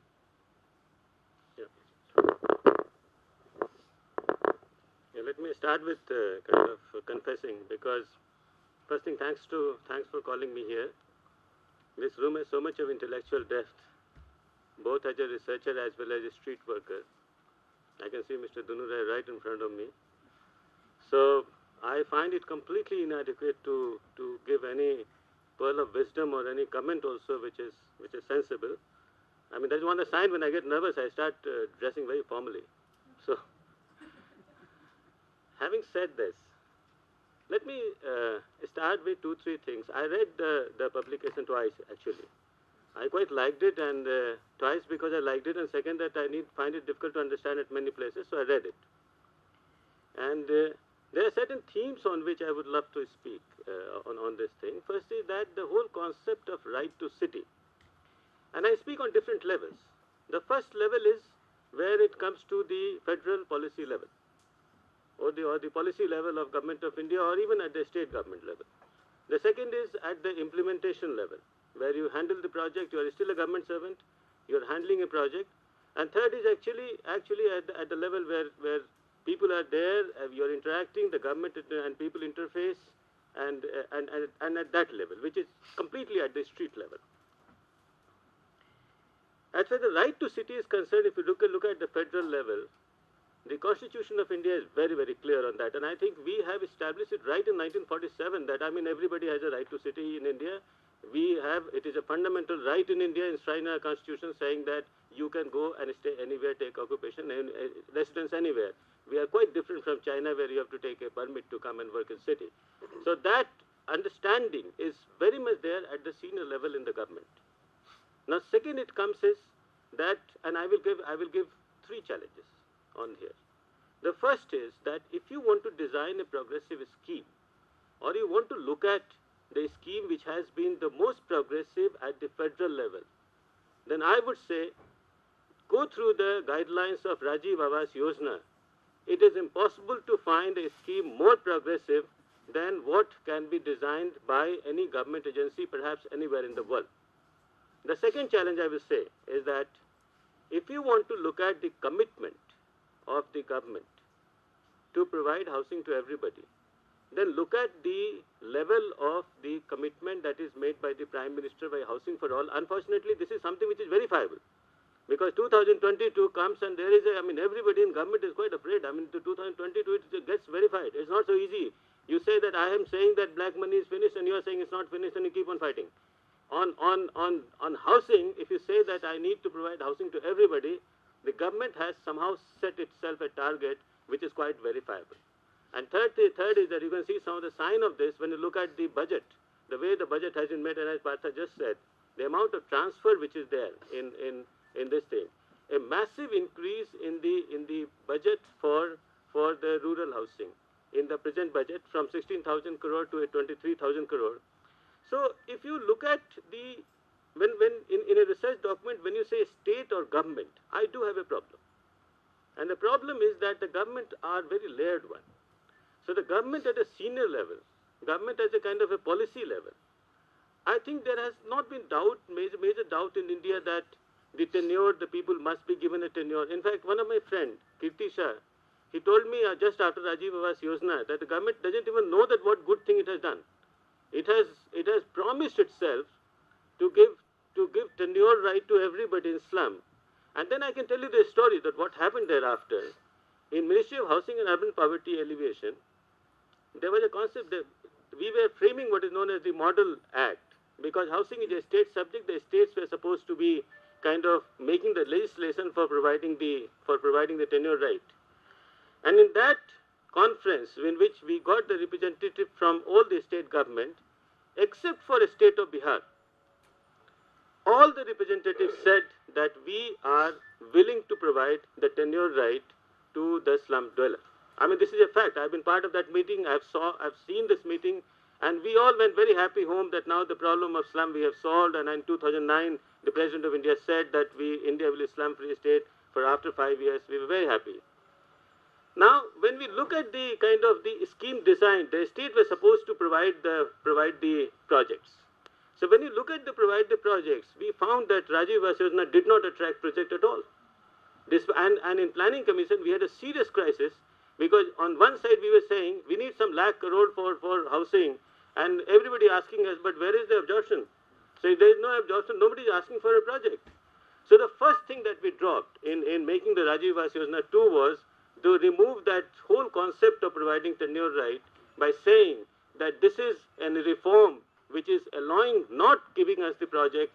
So what we said was that our condition that after taking a project, within 1 year we will pass the legislation to provide the tenure right. We had to drop it and said only last 20% of the amount will be linked to this particular reform, and remaining first thing you can go with the project. Now, saying this, so that's what I'm trying to highlight is like this, that at the level of the policy making, a lot of things are quite clear and I think quite progressive. But when it comes to the implementation, I mean, this is a matter of research why it is that as Bipin has just said, that we still have this concept that, since I have made the house, you have to like it first thing. That's a major reason that why, we keep on making houses and people are not willing to live there. The second one is that we keep on saying that we are, as a paternalistic state, we are providing you something, you are somebody, you are a beneficiary. The word beneficiary itself is a lot of chaos in this. which we have not been able to find out the solution even in the present scheme. I think Mr. Tiwari sir is here, he is going to speak about the present scheme that we have. But the point that I am trying to say that in Indian context is quite clear to many of us, and I think at the federal level, that we have bound ourselves in a great target. We have bound ourselves in a great target. We don't know how to handle this because, I mean, the ministries have a very clear-cut policy that yes, I mean, Mr. Tiwari will say, we are going to construct 1 crore house by 2019 in the urban itself, and the Ministry of your 2019 figure is something else, and in the and the rural area, we are saying that out of 30 million house, we are going to construct the 10 million house by 2019. And I think that in rural it is simple because all that you have to do is provide more money. And I think they have given the more money. In urban it is more complex. So, looking at it, my own view on this document is that yes, many great issues, many big issues have been raised, but I think the government need to be researched more. And why it is, and my own personal thesis is that it is the middle class mentality which comes in between in providing what is translating from what the state at the senior level want and what the state at the junior level want. There's a major difference between the kind of people who house the senior level and kind of people who are there at the ground level. That is one region. And I think the perception and the biases and attitude of the middle level management of India is a highly unresearched subject, and I think this need to be known because it is pure middle class mentality. I don't like a person who is littering my city. I might have a kind of a policy document which says these guys provide so much of employment and these guys provide so much of, I mean, they provide so much of GDP of the city. But as a middle class, I think I need my clean house and I don't want these characters to be around. So this we have not been able to handle. There is one hope. If you have a strong government and if you happen to have a policy, have a target, which happens to be that, I mean, you have to follow the target. So if you follow the target, perhaps this middle management may like to come in line. I mean, there is some chance.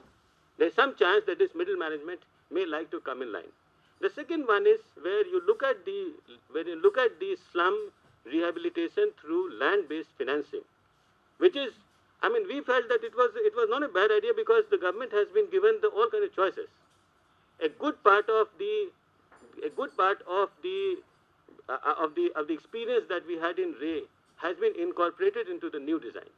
That, like if you really look at this, in Rajiv versus now, what was attempt was that even if you have made the incremental house, I have taken up your slum, I'm going to demolish it, I don't like what you have made, and I'm going to make a lovely 4-story building, and I'm going to give you that flat, which is quite nice.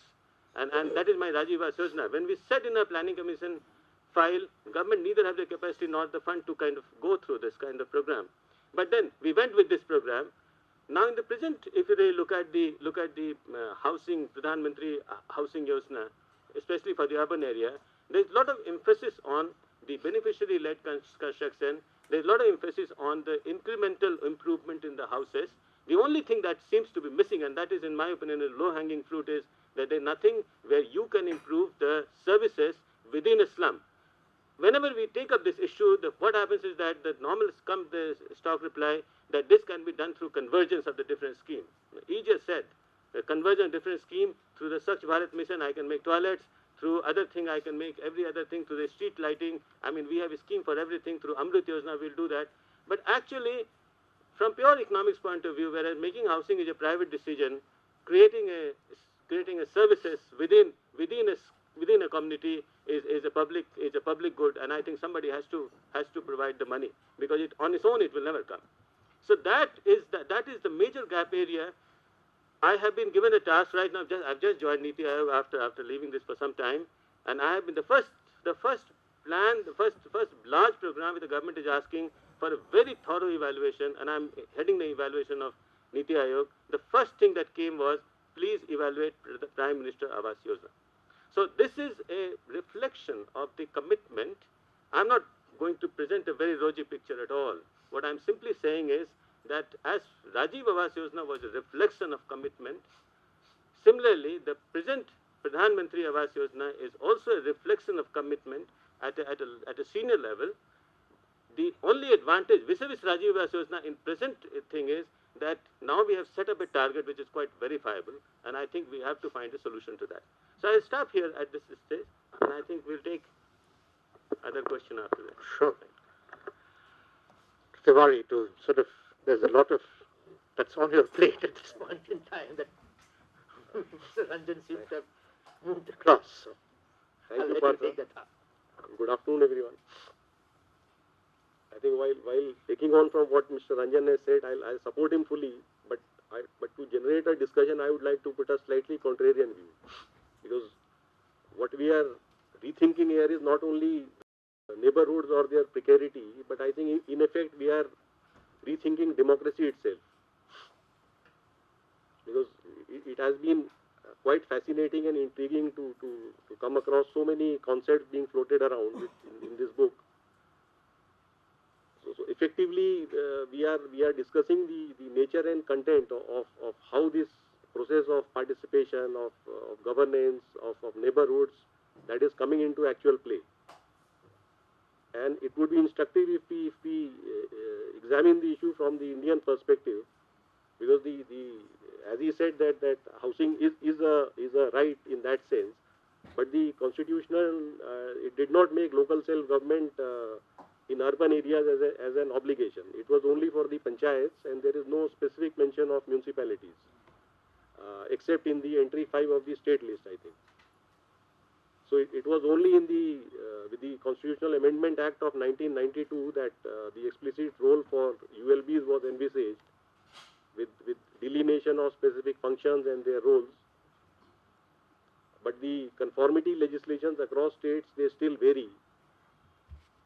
And in spite of having embraced economic reforms and going in for pro-market policies, and this acknowledging the concepts of vulnerability in urban areas, focus on urban poverty, so this involvement is very recent in that sense. Slums, which are the focus of our today's discussion, they came to be enumerated only in the 2001 census for the first time, when the slum demography was presented based on the actual count of households and population in the slum blocks. And in the subsequent 2011 census, the housing stock, amenities and assets, they were presented for the first time. So the actual database on which we are working, that is again of very recent origin. We have been working on point estimates from historical times, but the contestations about definitions, about the estimates, how we are framing the policies, what is the nature of capturing data, putting it into plans, that has been contested at various forums. Again, turning to urbanization, the definition itself is tricky. There is no uniform criteria. There is a disparate basis on which countries classify their population as residing in urban areas. And I think the process of urbanization itself has to be distinguished from the proportion of population residing in an urban area, because the process of urbanization means that the urban settlements the rural settlements have to progressively convert or transform into urban settlements. But historically, I think if we see over the previous century, while the urban population has grown by almost 15 times, the number of urban settlements has increased by hardly 4 times. So that shows the nature of urbanization which is occurring and the way we are defining it. So it has implications for policy, and it's only the effective municipal governance which holds the effective solution to all these ills. The 74th Amendment was hailed as a very bold experiment, with the import was that funds, functions and functionaries would be transferred to the levels where they are expected to perform. So while there has been increasing devolution of funds, the functions and functionaries, they yet remain to be transferred to appropriate levels. So I think which is one of the major reasons why while these schemes are not taking on as they should. We keep talking of deficits of capacity at the urban bodies, trying to upgrade their skills, but unless there is effective devolution of people who are supposed to man those positions, I think we would continue to work in fits and starts. Then I think there's the political economy of the reality of that. I think that also has to be accepted, whether it's the erstwhile Rajiv Awas Yojana or the Jawaharlal Nehru Urban Renewal Mission or the present Pradhan Mantri Awas Yojana. So we also have to see whether what is the actual remit of the governments at the federal level and the state level, because when the effective functions are meant to be performed by the municipal bodies, because slum improvement, urban poverty alleviation, they are specifically listed as core functions of a urban local body. So once we frame policies at the macro level and raise expectations, I think there has to be a process of introspection as to whether we should be committing to those levels, because if the implementation if there is a fault at the implementation level, then presenting a grand vision and then saying that it is because of faults at those levels that delivery is not occurring. So I think that has to be that gap has to be bridged at the planning stage itself.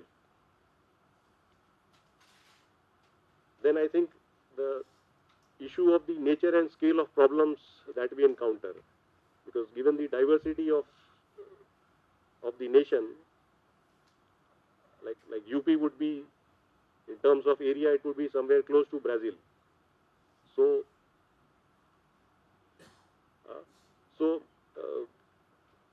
so thinking of simplistic solution, that something which has succeeded elsewhere and it can be transplanted, this type of thinking, that also has to be corrected to an extent.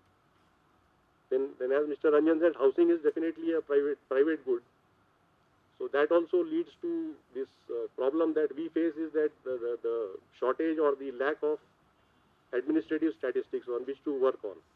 Because unlike in other sectors, whether it is agriculture or education or health or electricity, there are annual statistics which are generated. So you get to work on those statistics. You can revise your policies, but for housing, you'd only have the census as the base. So it comes once in 10 years, and in between you have some sample exercises, but that is also a lacuna. And in a scenario where we are still hoping that by 2030, when this full urbanization is achieved, we would still be only 40% urbanized. So predominantly we would still be a rural economy. So those type of convergences have also to be thought of, that focus only on urbanization and in isolation, like one sector concentrating on rural. So there has to be an institutional mechanism where the manufacturing, agriculture or urbanization, it has to be thought of in a cohesive manner and plans formulated. So which leads us to what is the future of urbanization, whether we are talking of the agglomeration economies, but the putative benefits of this urbanization, whether they would hold in the wake of various factors of various adverse consequences of congestion that are coming up. So I think these are some of the issues that require debating. So I would not like to go into the nuts and bolts of what is into a specific scheme, because that may be contested, whether this is the basis of that formulation, is it up to the mark or it can be improved. But I think from a broad perspective, if these issues are thought of, and effectively it's the democratic decentralization, unless that happens in a massive way, so there's a chance that we will miss the mark.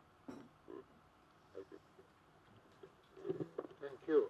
In fact, when we asked the speakers to respond towards the end, one of the issues that comes up in the Villupuram case that Sonny looks at is how, when decisions are made at the ground level, whether it's called the street level or the 74th municipal level, there are solutions that are found that do not seem to be apparent when we look at it at levels sitting in Delhi.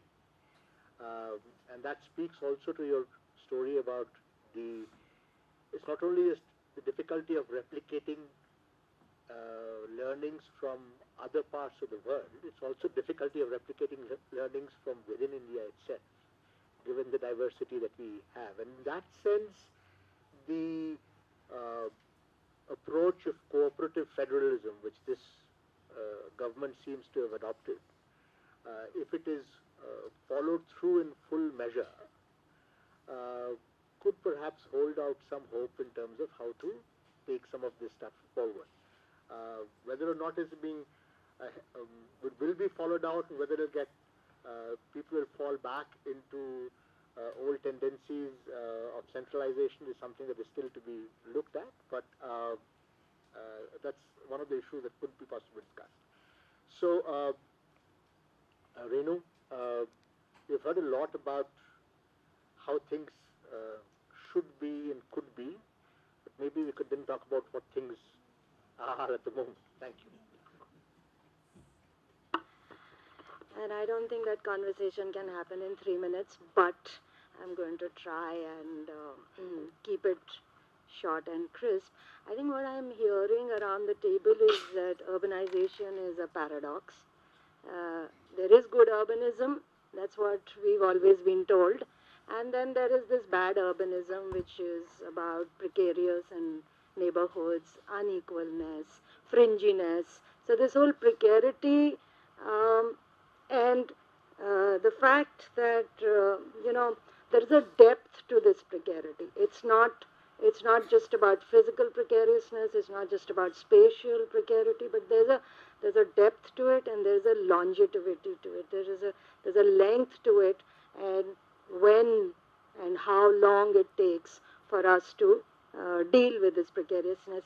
Let me just try and pick and choose about 3 or 4 critical pieces which I think and which come from our experiences of working on the ground. I would call them by my 3 L's, which is locality, location, and localization. So by locality, I mean the idea that cities need to tenure, and they need to dare to do. In Delhi, for example, the idea "Jahan jhuki wahan makan" is the theme under which the government is planning its redevelopment or in situ upgrading. But when you go to Dusib, you discover that only 30% of the settlements are deemed to be upgradable on site in tenable areas. So somewhere there is a disconnect between what we politically articulate and inform, and when we start implementing and we start planning for implementation on the ground. And I think I did hear De Soto's de jure tenure idea or land title idea, and I'm concerned about that, because I think at some point of time it did derail in the history of the way slum development has happened, because that is a complicated process, and land and property titles, and therefore what we really need to do is to find a pathway to it, and to do it incrementally, and giving people some amount of tenure is going to help, because it's going to unlock a lot of investments, but at the same time save the city a lot of investments. The second is about the idea of location, and and I and we are very we believe very strongly that slums are where they are because that's where the jobs are, and that's precisely where we need to settle them or upgrade them with or without housing, but bringing in a level of service that is equivalent to what is provided to everybody else in the city. And we cannot denorm the services that we are providing to the poor. We cannot talk about shared toilets. We cannot talk about shared taps. It has to be taps and toilets at home.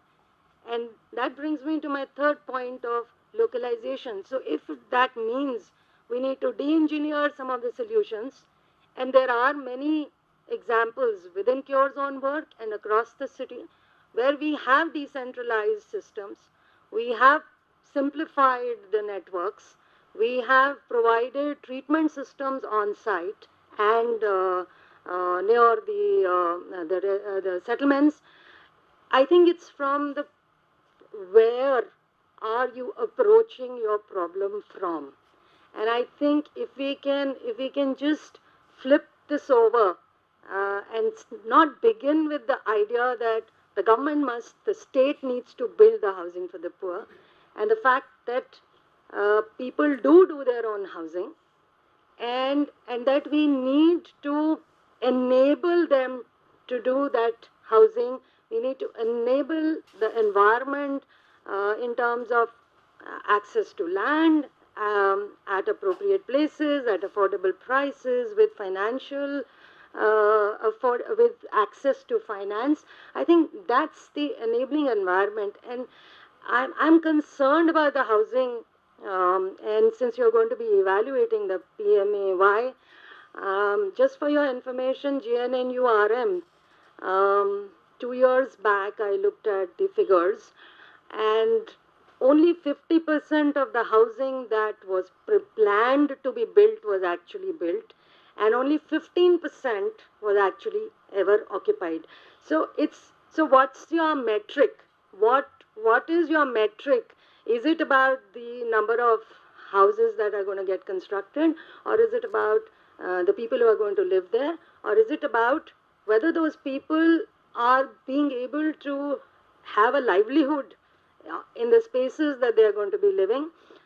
If you look at something like Savda Ghevra, which is what Parthu you keep referring to, one of the settlements that we work in, which is I would say an in-between space. It is planned organism or organis.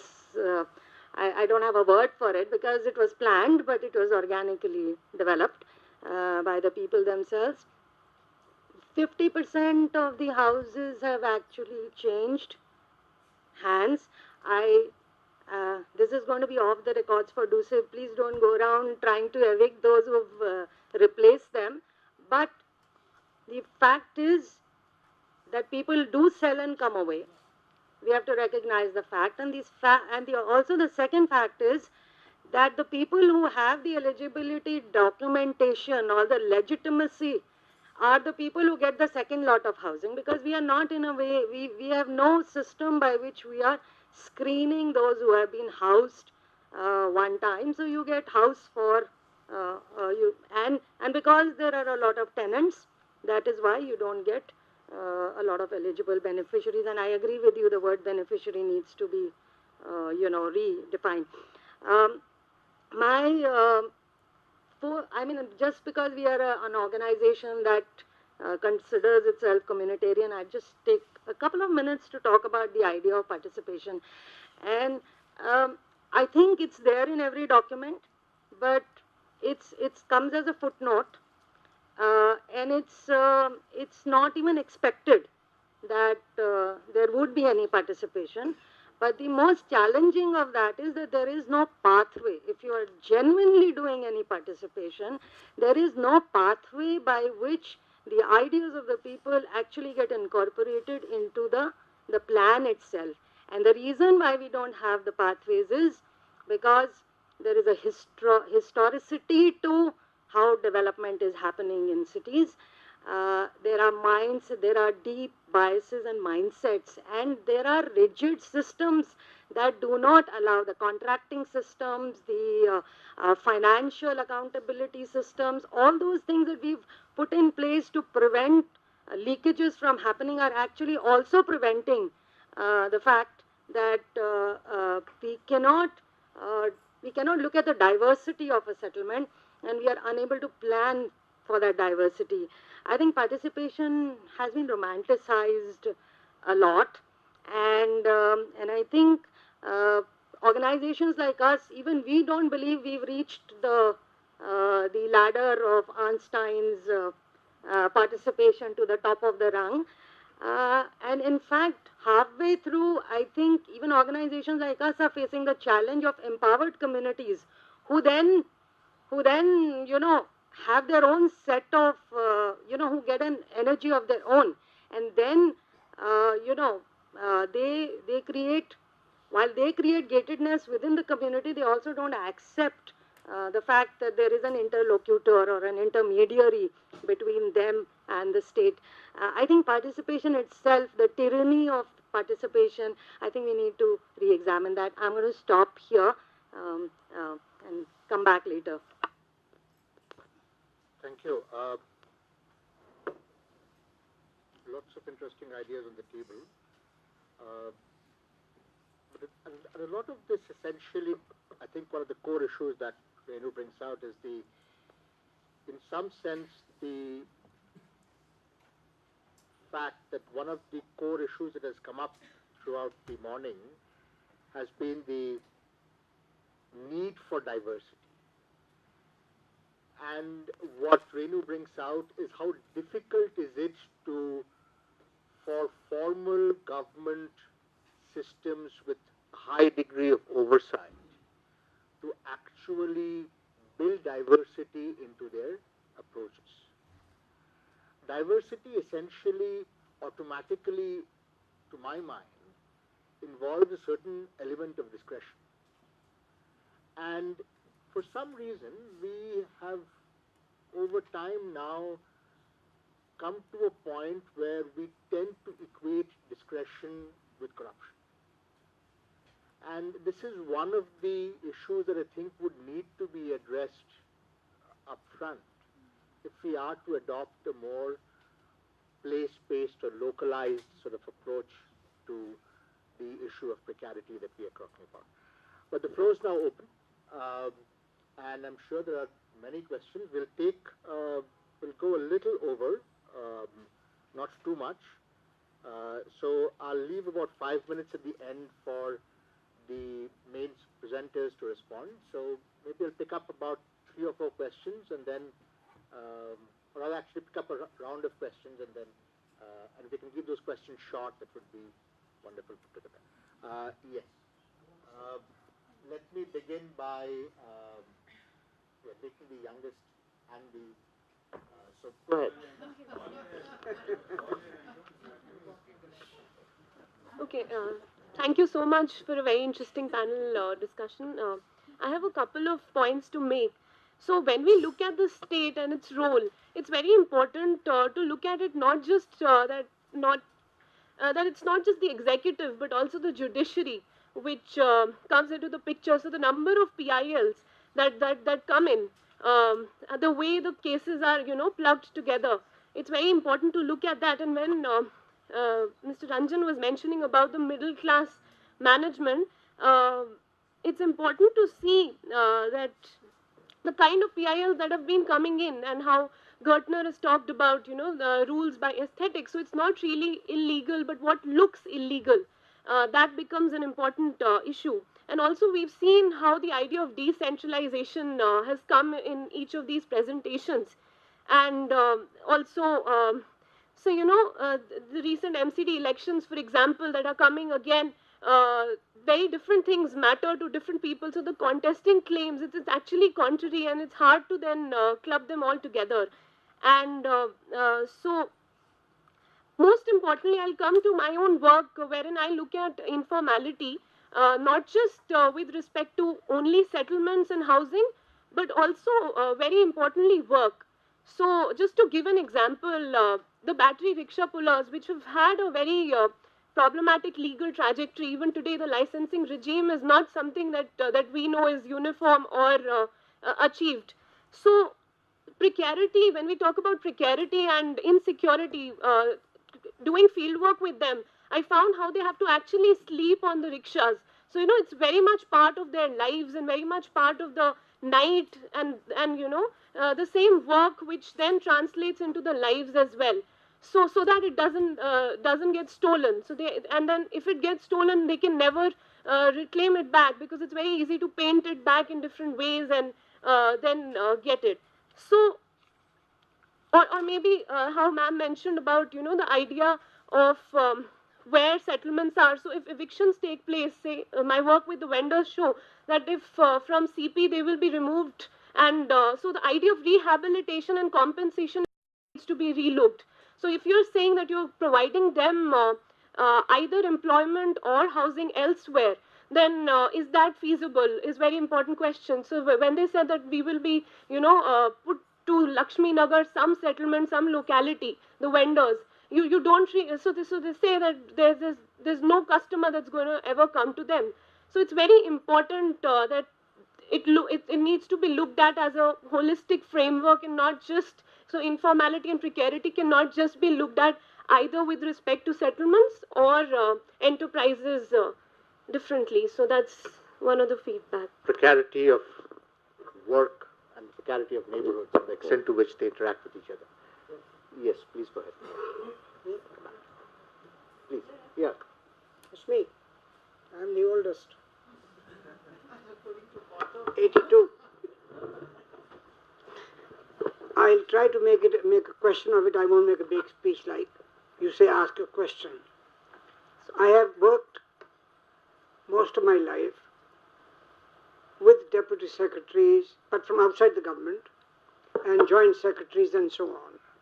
And when you gentlemen, they were presenting things, and I was trying to tie that up with what I heard earlier, plus what I did in Cherian Naga 50, 60 years ago in Chennai, which still exists, participatory approach to create that colony.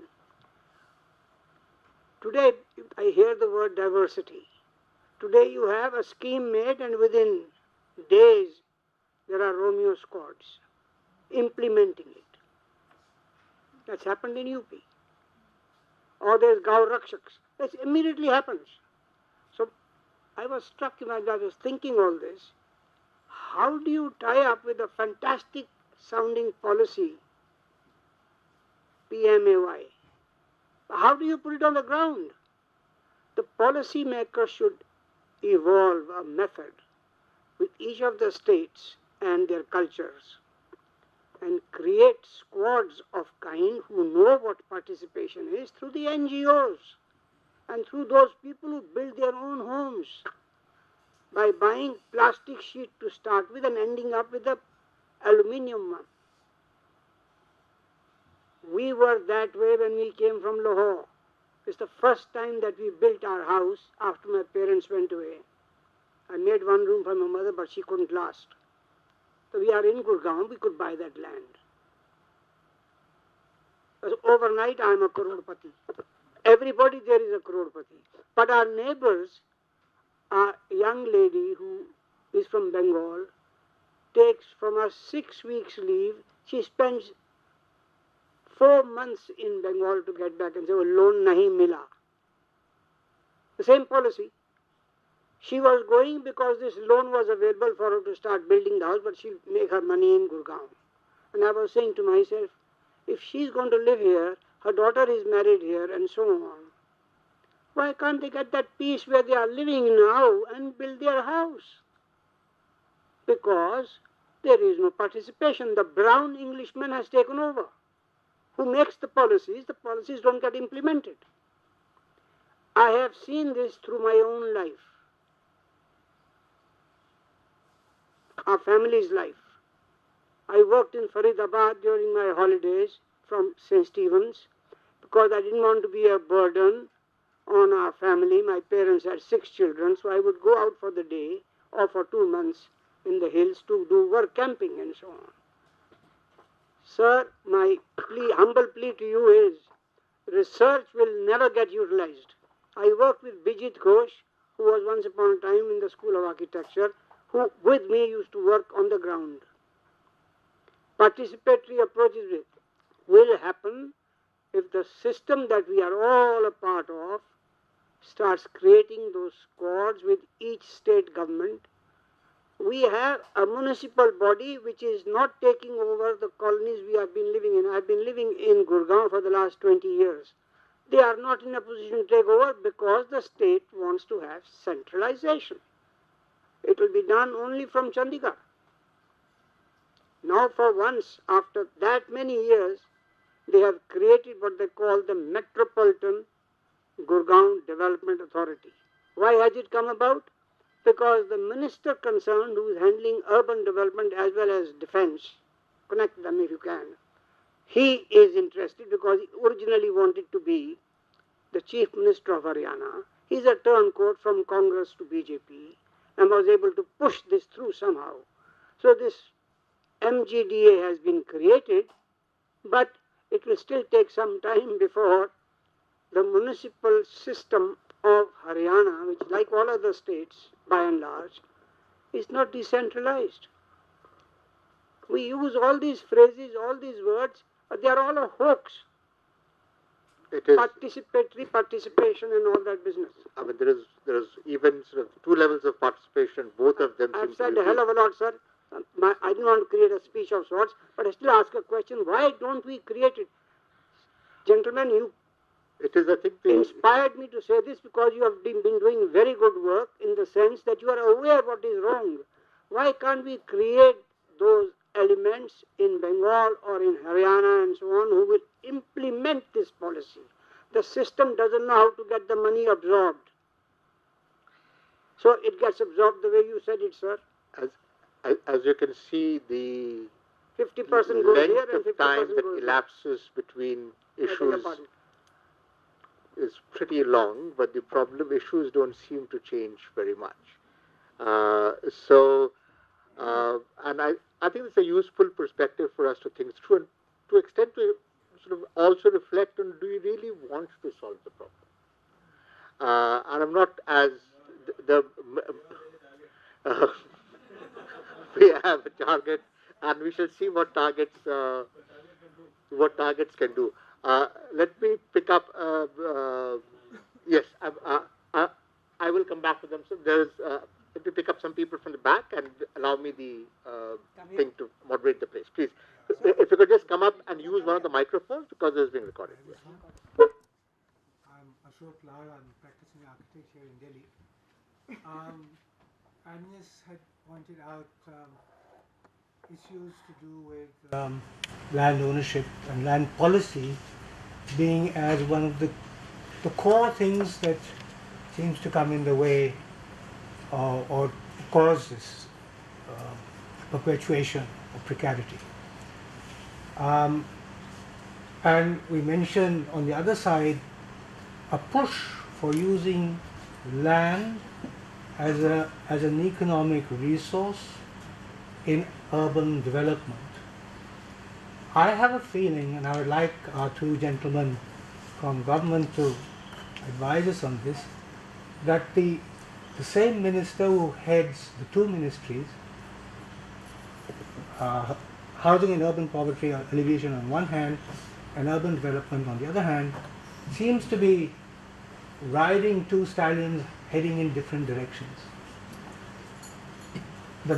The Urban Development Ministry is talking about capitalization of land value and is fueling the land markets like anything, making it impossible for any planning policy to reserve land and take it out of speculation, so that at least even a patch of land, forget the house and services, the patch of land is affordably accessible to 70% of the city's population. It seems to me that there's a big conflict in the visualization of policy. They are not converging. And I would want some advice on how you overcome this conflict. Whether urban development and poverty alleviation are consistent with each other is a question that we need to sort of always ask. Yes. No, we are not under the answer that we have answered all questions. I can make the case, I think we will solve the problem. So you might have the answers, but you still do not have the mechanisms as the gentleman pointed out. My question is to the researchers and the panelists. There is a lot of work that has been done in looking at slums as sites of precariousness and sites of vulnerability, and that possibly is because where policy has focused and where all of us have focused our research.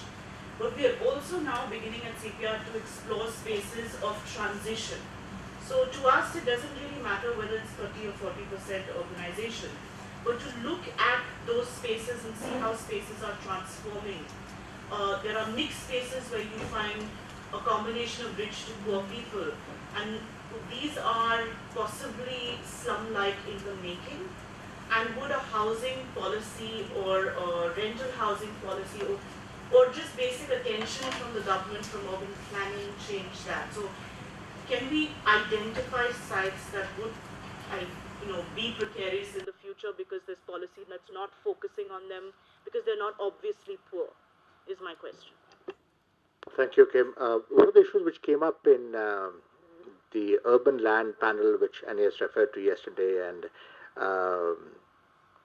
Arkaja organized, is the issue of villages in the city. And the fact that since, in the way we do our land titling, while farmland has relatively clear demarcation and titling with various degrees of digitization and so on, but at least a certain titling system, homestead land within villages has really had that kind of formality. And when these villages get incorporated to cities, then, and that's when sort of individual titles to these homes become important. There really isn't a precedent on which to fall back upon, and which then leads to some of them being classified as slums simply because they don't have title documents to show that they have been in the place where they've been for a few hundred years.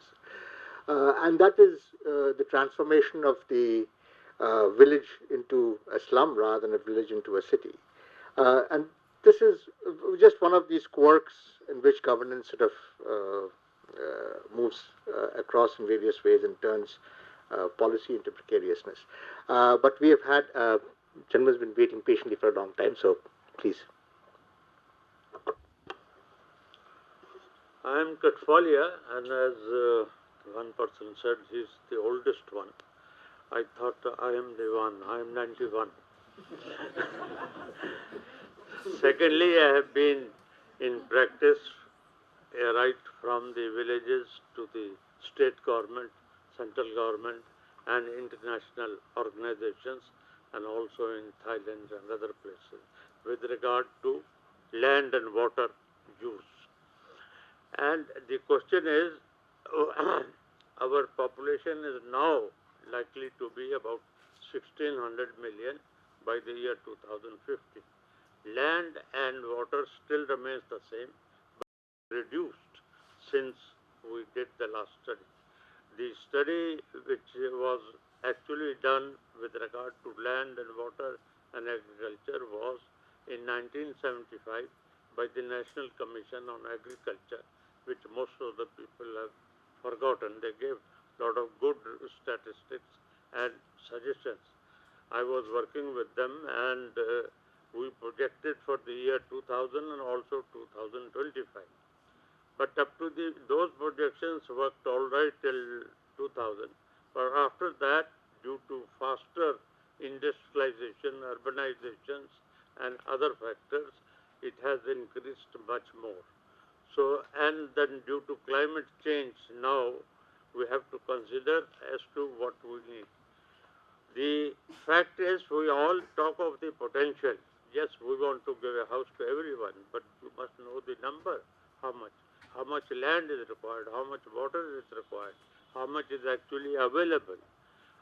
Recently, one simple example is that money was collected from the industrialists who were given forest land. And that money kept lying without being used for about 5 to 6 years. Later on, it was allotted to all the states who had collected that money.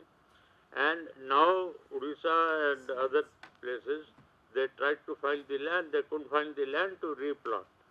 So the question is, land is a big problem, even the water. The water again is 60% polluted. So how do you use it? You have to come technology and others. We have to follow our own pattern. We cannot follow any other country because the ratio between land and water and the population is much different in our case. And as very rightly said, the first job is to create jobs so that the livelihood can increase. Where will he live if he hasn't earned anything? So the question is, how do you create those services? Nowadays, at the present moment, it is the services which gives you 60% of the income and the wealth, and about 25% with the industries and trade and all those things, and only 15% from the agriculture.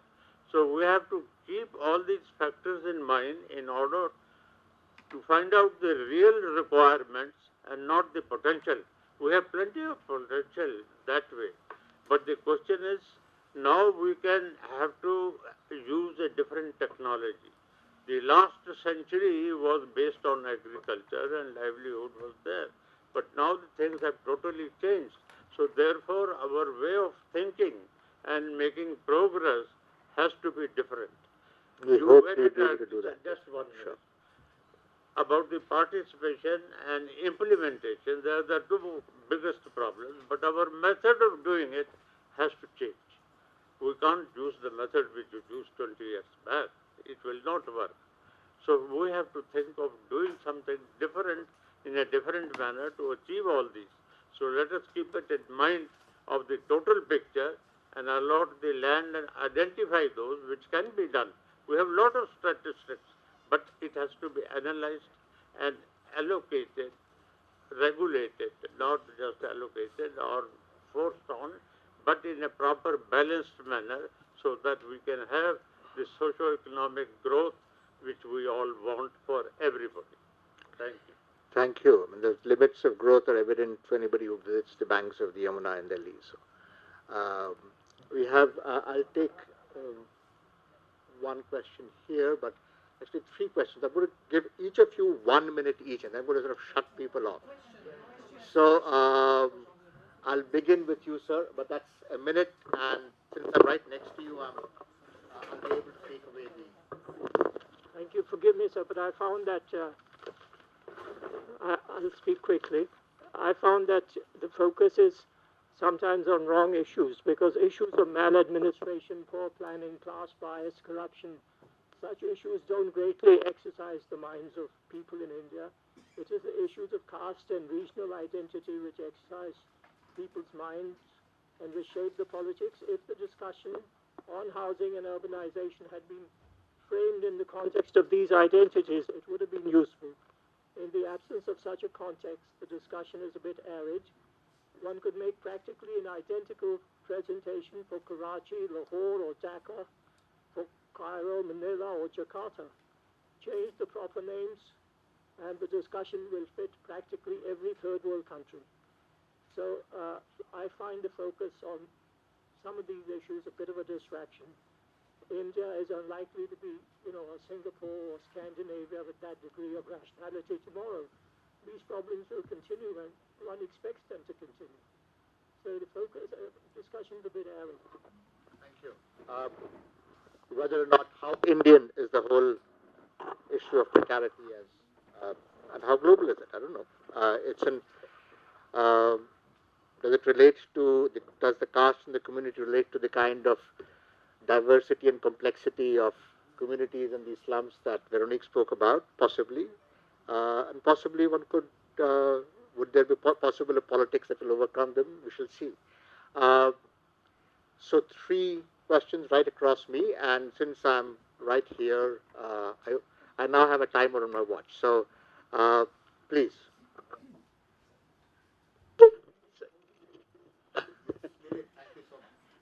I think essentially the discussion is sort of with regard to precariousness has been evolved around tenure more than anything else, and also I think to a certain extent focus essentially on communities that feel vulnerable.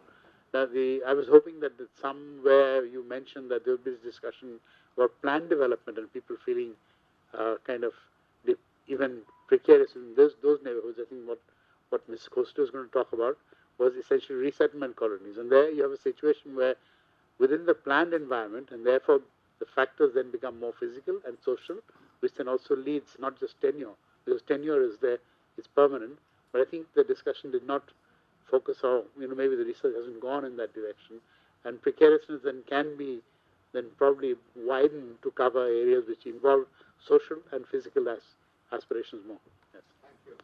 And thank you very much for keeping your time. Yes.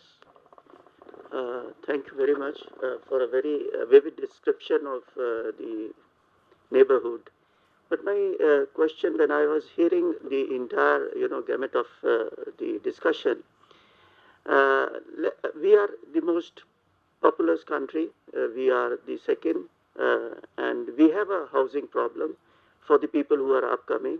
So if we go through China in 48 hours, so this is a very significant move. In 48 hours, they build a multi-story building of 5-story or 6-story because they have adopted some sort of technologies or modalities.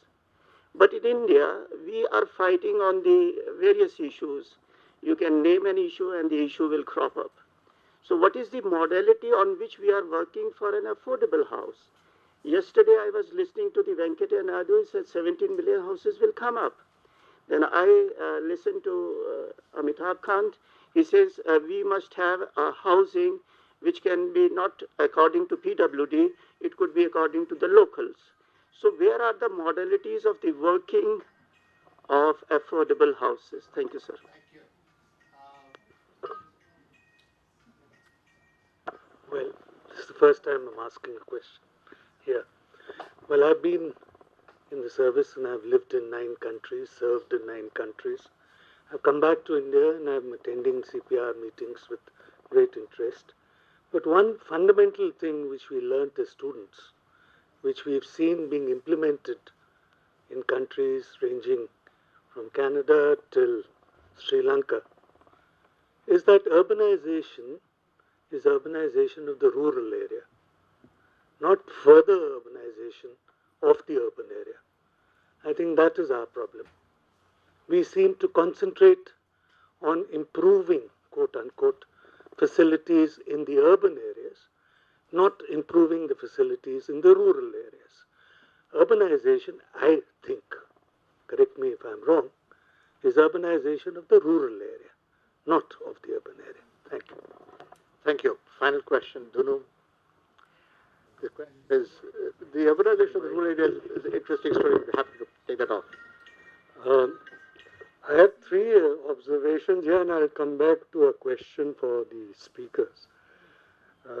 See, if I take what Renu Khosla is saying, people sell their plots there. They come back, right? That means there's somebody buying it, isn't it? So there is a value that is being created. And your own work shows, I think, incremental housing, there's a value that is being created. So why don't we work further on this value that is being created? It's an interesting question which I don't think we are addressing. The second one, Rajiv Ranjan, I don't know if you've noticed, if you look at a review of housing, the 2 most successful programs have been the National Slum Development Program and the Swarn Jayanti Shahri Rozgar Yojana. Neither of them are housing programs. So we need to look at this also. Why are we looking at only housing? And with respect to what Sridharan said, it's very interesting. This 90,000 that this person is earning. Actually, I don't know if you're aware, there's a study by McKinsey Global Institute that says that the moment you take a worker from a rural area to an urban area, productivity increases 9 times. Now, this is the private sector observation of urbanization. Taking these three together, my question to the three speakers is, why are you focusing on housing and land? Why is there no research into livelihoods and value creation? That seems to be the crux of the whole issue.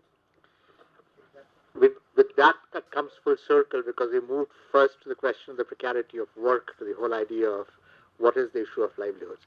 So I'm going to give, I've extended it till 1:30 of 10 minutes, and we have responses from first the three speakers. I'll go with Veronique first, and then Solly and Agnes, and then if any of the panel wishes to respond. Thank you.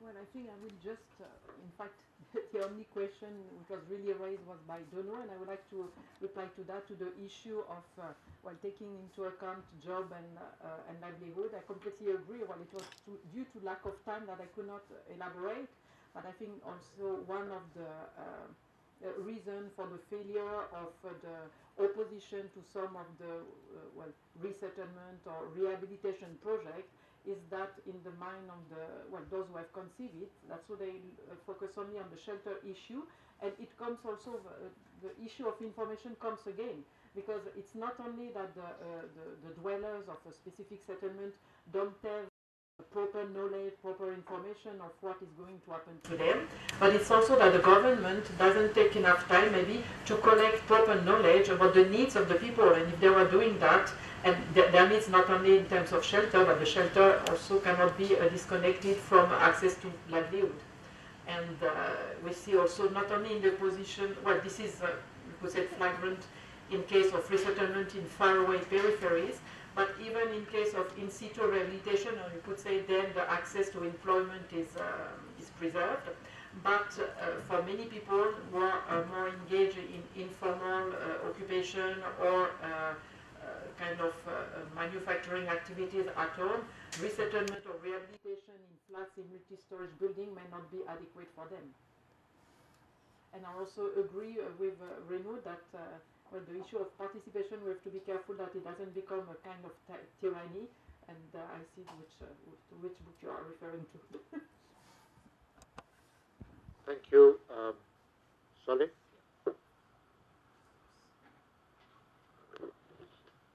Well, thank you very much for the question. Well, most of my work has been actually on economy and livelihoods, and most of the presentations yesterday on the on the conference was precisely to make a point that through these very processes that we presented in these cases, in this particular book, was the basis for extensive economies, and how most of the schemes, and I think I would slightly disagree with you on the official schemes to produce jobs, whether it's coming from the government or NGOs has hardly been successful. It's been far more effective to destroy jobs by moving people out of where they are.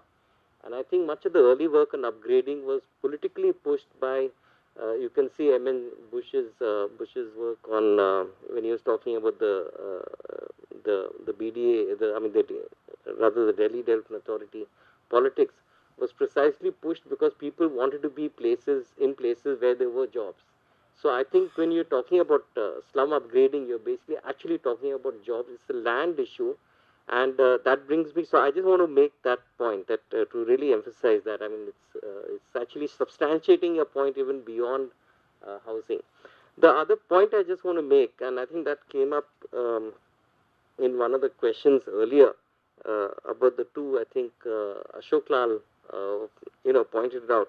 That on one hand, I mean, if you have a system which is so focused of a very particular view of economic productivity, which is basically jobless growth, and on the other hand, then you start to have another part of the system. So on the other hand, trying to create R&R kind of policies and whatever participation you throw in, then you're basically dealing with a hugely contradictory and a paradoxical issue, and according to me, an unresolvable one. And I think that's the kind of point, and I think that's why I would actually, to come back to this point that was raised, that you have to focus on land from the economy point of view. That's what people are doing. You might call it speculation, but okay, people in defense colony are speculating, but so are people in other places. And I think that's the, just as you pointed out very rightly, you need to sort of throw this term beneficiary out of the window. I think this term speculation also we have to look at really very carefully. If someone's renting a place and then putting it into a small chai shop, that also, sort of strict economic sense. So how do you disengage with this? So I think these are the 2 points I'll stick. There were 4 other points, but I'll avoid. But I think I just want to sort of really emphasize this point that the material processes of analysis that are underlying here when we're talking about precarity are really not very different from when we look at, if you're really looking at jobs and livelihoods. And just to make one small clarification, we normally, talk about this word, and there'll be a lot of work saying, access to livelihoods. I think that again gets into this beneficiary mode. But if you actually take economies of whether Shadra, Lajpat Nagar, the refugee housings, or even in small towns, a lot of the job, Kanchipuram, Ramnagaram, all these places where you have these big clusters which the UNIDO is trying to push through the cluster point program, the 330 sort of towns with these special. It's actually places where it's being created. It's not access to as if someone's giving to them on a plate. So I just want to sort of come back to this point. I think that's a really important point of this beneficiary kind of attitude, which links to this middle class kind of thing. We've got to give it to them. Thank you. Thank you, Anis. Okay, thank you very much for all these insightful remarks and comments and discussion. It's very hard. So to start with, I think that I know very little about India, but the little things I know, apparently there is a lot of difficulties, and the pace of urbanization is such that, of course, solutions are not to be considered the same way that maybe in other countries, but at the same time, there is a level of knowledgeability, of expertise that you won't find also in many other countries. And I think that the democratic regime allows functioning that are not possible in many autocratic countries, even if the pace of urbanization is less. So there is disadvantages, but there is also a lot of possibilities to explore and that can be achieved. So coming back to participation, I think it was one of the last points that was raised.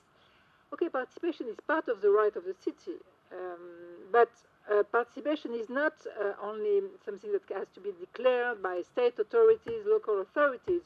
All researches that we have been doing, for example, in France or in England, show that it is effective when it is capable to take into consideration what does really exist at the grassroots level. And the main difficulty is to find the balance between top-down dispositif, I don't know, and mechanism, and what does really exist. And the fact that there is clientelism, also eventually local mafias, whatever, doesn't impede. That there is a need for people to say what are the priorities, not only their needs, but the priorities in terms of housing, in terms of location, in terms of living with their relatives or with their community or not, etc., etc. Because I think that afterwards, if we don't do that in India and anywhere else, the price to pay is very high. And the price to pay is that is a kind of dislocation, disintegration, but also a lot of violence that we see in many suburbs. So that leads me to. So the other thing is that there is a critique to be made more seriously than in the 70s, even on mass housing. I think that we have not been able to counteract the doxa of mass housing, to resolve housing problems and to resolve urban problems. Because I agree, urban issues are not about housing, or not only about housing, and it's not a matter of where you have, it's not only a matter of where you affect your resources, your economic resources, but it's rather that mass housing generates inadequacy, degradation, very often kind of Islamization, and the price to pay, I mean, in terms of also aesthetics, I'm sorry, but is often very high. Degradation is, I mean, we know that the life expectancy of this kind of high-rise mass housing is not more than 30, 40 years. So the price to pay for that is very high, and it's a very short term, I think, thinking in many countries and also in European countries, of course. So, but the main danger is then that there is a land shrinkage in many metropolis. Large and metropolization process lends to, I agree that the question of land reserve, maybe a kind of municipalization, is very important, because we cannot act and make any land reform and counteract inequalities, especially in countries like India, where land inequalities are very high without land reserve. So this is another question.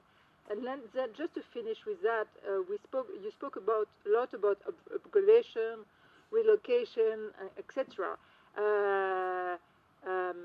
Maybe it will be possible to imagine. I mean, participation is maybe not only about asking people if they want to be relocated or they don't want to be relocated. Participation is about having choice on which kind of urban model, which kind of life you want to endorse, where you are born, and etc. So it's more than here or there. And all urban renewal programs everywhere in the world, it's about, okay, yes or no. And we can call that participation, because people have the possibility to invent much more than that. And we have a very good example with, I think, the small-scale reblocking programs in Africa, in West Africa, for example. What it is, reblocking, it's precisely bringing people bringing themselves together to say, okay, this street is blocked because of this parcel that doesn't allow for further growth or elevations, and we agree together that this kind of plot will be destroyed, but it's a community agreement on what is going to be destroyed inside and what is not going to be destroyed. And I think it makes a big difference. I think it's very hard to achieve, but we can be confident that many countries, much poorer countries than India, do it. So maybe it would be a good example. It reminds me of Parivartan and town planning and a variety of other things in structures.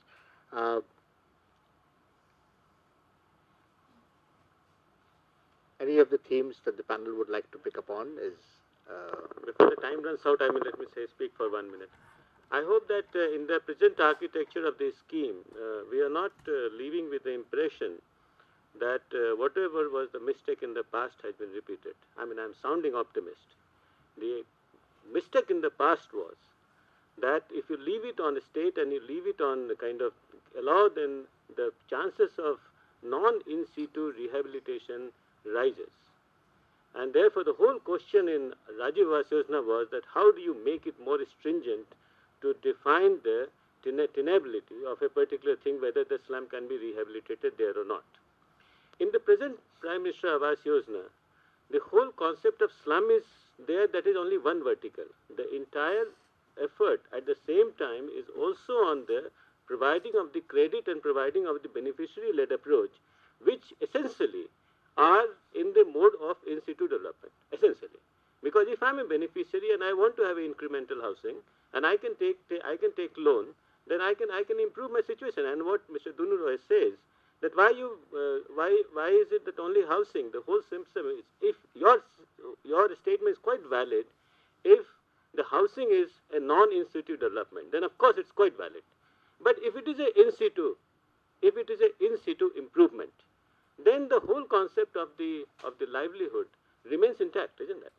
And that being the case, any government program which gives people flexibility in having the in situ improvement, I think can be a great deal of advantage over the earlier thing. And I think from there, I'm quite optimistic from that point of view, that as far as the scheme architecture is concerned, both in case of the rehabilitation of the slum, also by using land as an instrument, the emphasis is on in situ. Now, it's quite possible that it can be derailed. It's quite possible. It's quite possible that people say, I sit there and I say, I'm an urban planner and it can't happen this way. It's quite possible.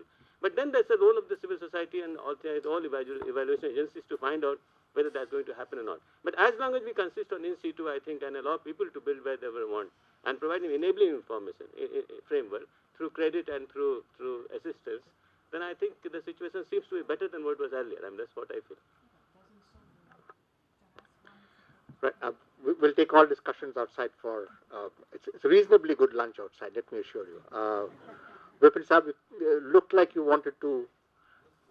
More point. Yeah. In situ upgradation is one of the segment where we can achieve the target which we want to achieve. Another point is we talked about rental housing. Rental through government mechanism or scheme, but we also need to think about the private houses, vacant houses. There are thousands of vacant houses, empty houses, there are no uses, and people have government. I think we should map those numbers and make a mechanism, regulation, how those houses can be utilized. Just to take Dono's point on value creation and add to what Rakeshji said, I think value creation can only come when we bring in appropriate infrastructure inside the slums. This is how we have done it. When we brought in a simplified sewer system right within the settlement, people built their own toilets. They just connected to it. They invested in their own housing. Suddenly, you see one floor coming up and the land value or the property value of that house improves, and then people feel they have enough money to maybe sell and buy more in a more formal area. So I am, while I'm not against the idea that government should be building houses, I think the idea that they can only be done in these mega monoliths kind of structures with hundreds and thousands of flats and 10,000 flats coming up together, I don't think that is the way the solution can work. The second is just to take on Ashokji's thing about real estate and commodification of land. I think this idea came up, the real estate-led development has actually, negatively impacted the thought of, developing slums where they are. And I came up with the urbanization, state of urbanization report and all, and even though we argued, it stayed there. I just want to, a very interesting statement I read recently in a book on water, which I think applies to land very well, which says that water was nature, and then it became a resource. And when it became it was at the same time, society became a population. Society became population. So I think land has to remain nature, and government cannot absolve itself of the responsibility of provisioning of social housing to the poor, but I think they need a kind of a much broader menu of options with which to do it. So you have the Brazilian issue of the social problem on. Yes, please. Yeah, I think in a different context, the similar conflict was observed when one minister was handling the Ministry of Agriculture and simultaneously also the portfolio of food public distribution and consumer affairs. So the similar conflict was observed that if you raise the MSP and provide remunerative prices to the farmers, you affect the consumers in the urban areas. So that conflict was unresolvable. So the ministry had to be shed. You had to have two ministers. Because that you cannot obviously. So no, I'm saying so. You take the problem from being internally resolved within the minister to being a nice discourse between two ministers. Many solutions in a democracy, so you cannot say that. It is an issue that needs to be much more on the table. Yes. Sorry, I don't want to stand between the upscale samosa and that other thing. Yeah. Just a last point. The most important aspect which I think is going through the book as well as other research which is in this field, we fail to analyze the psychology, the mindset of the people. Okay, the point which one person raised here is in terms of technology. Okay, we don't accept, there is no urban technology policy in this country. Now, the one example, probably Solly can support or negate me. Just outside the visiting, guest house in IIT, they have constructed the FRGB, which is whole thing has been done in 15 days. When we demonstrated, outside in during the Andhra cyclone, now Nellore, now minister has accepted, and a large-scale production is being made in Nellore, around 300 houses. Okay, so the first thing is acceptance of the technology, first by CPWD, the so-called. Second thing is because the norms are very strict. That's why I mentioned it about that the norms, BIS norms, or building norms. The second thing is how we align ourselves as an architect, as planners to this modern technology. Okay, to provide at the least cost housing. That's most important. And also skill development associated with it. Thank you. Thank you. Printed houses for PMAY. I am going to ask Irene to close, since this entire discussion has been made possible largely because the book was supported by AFD, and as always the discussion, we are happy to sort of work with AFD on putting this together. So, applause yours. Yeah. Okay, just to say, I was not writing SMS, but tweeting. I think you are tweeting also. You are on Twitter also. So I was. Some of your quotes are going to be on Twitter and even read in France on live. You too. Okay. Okay. So I want to thank you all, and especially Parto and all the team of the CPR for organizing this event. Really incredible for us. I think, Agnes, you would say the same. And we are really, really grateful. You don't know how much, because, this was really our main expectation, I think, when we did the book, to be able then to have this kind of discussion in various countries, and to share views and so on. And so, of course, sharing view all across the world, but also sharing view between researcher and practitioner and decision maker, as you are here. So, and I was very, very impressed by the fact that everybody listened to the other, even if you don't agree and so on. And this is very impressive for me. I think maybe, Agnes, you want to say also something, but anyway, AFD is really thanking all of you. Please join us for lunch outside.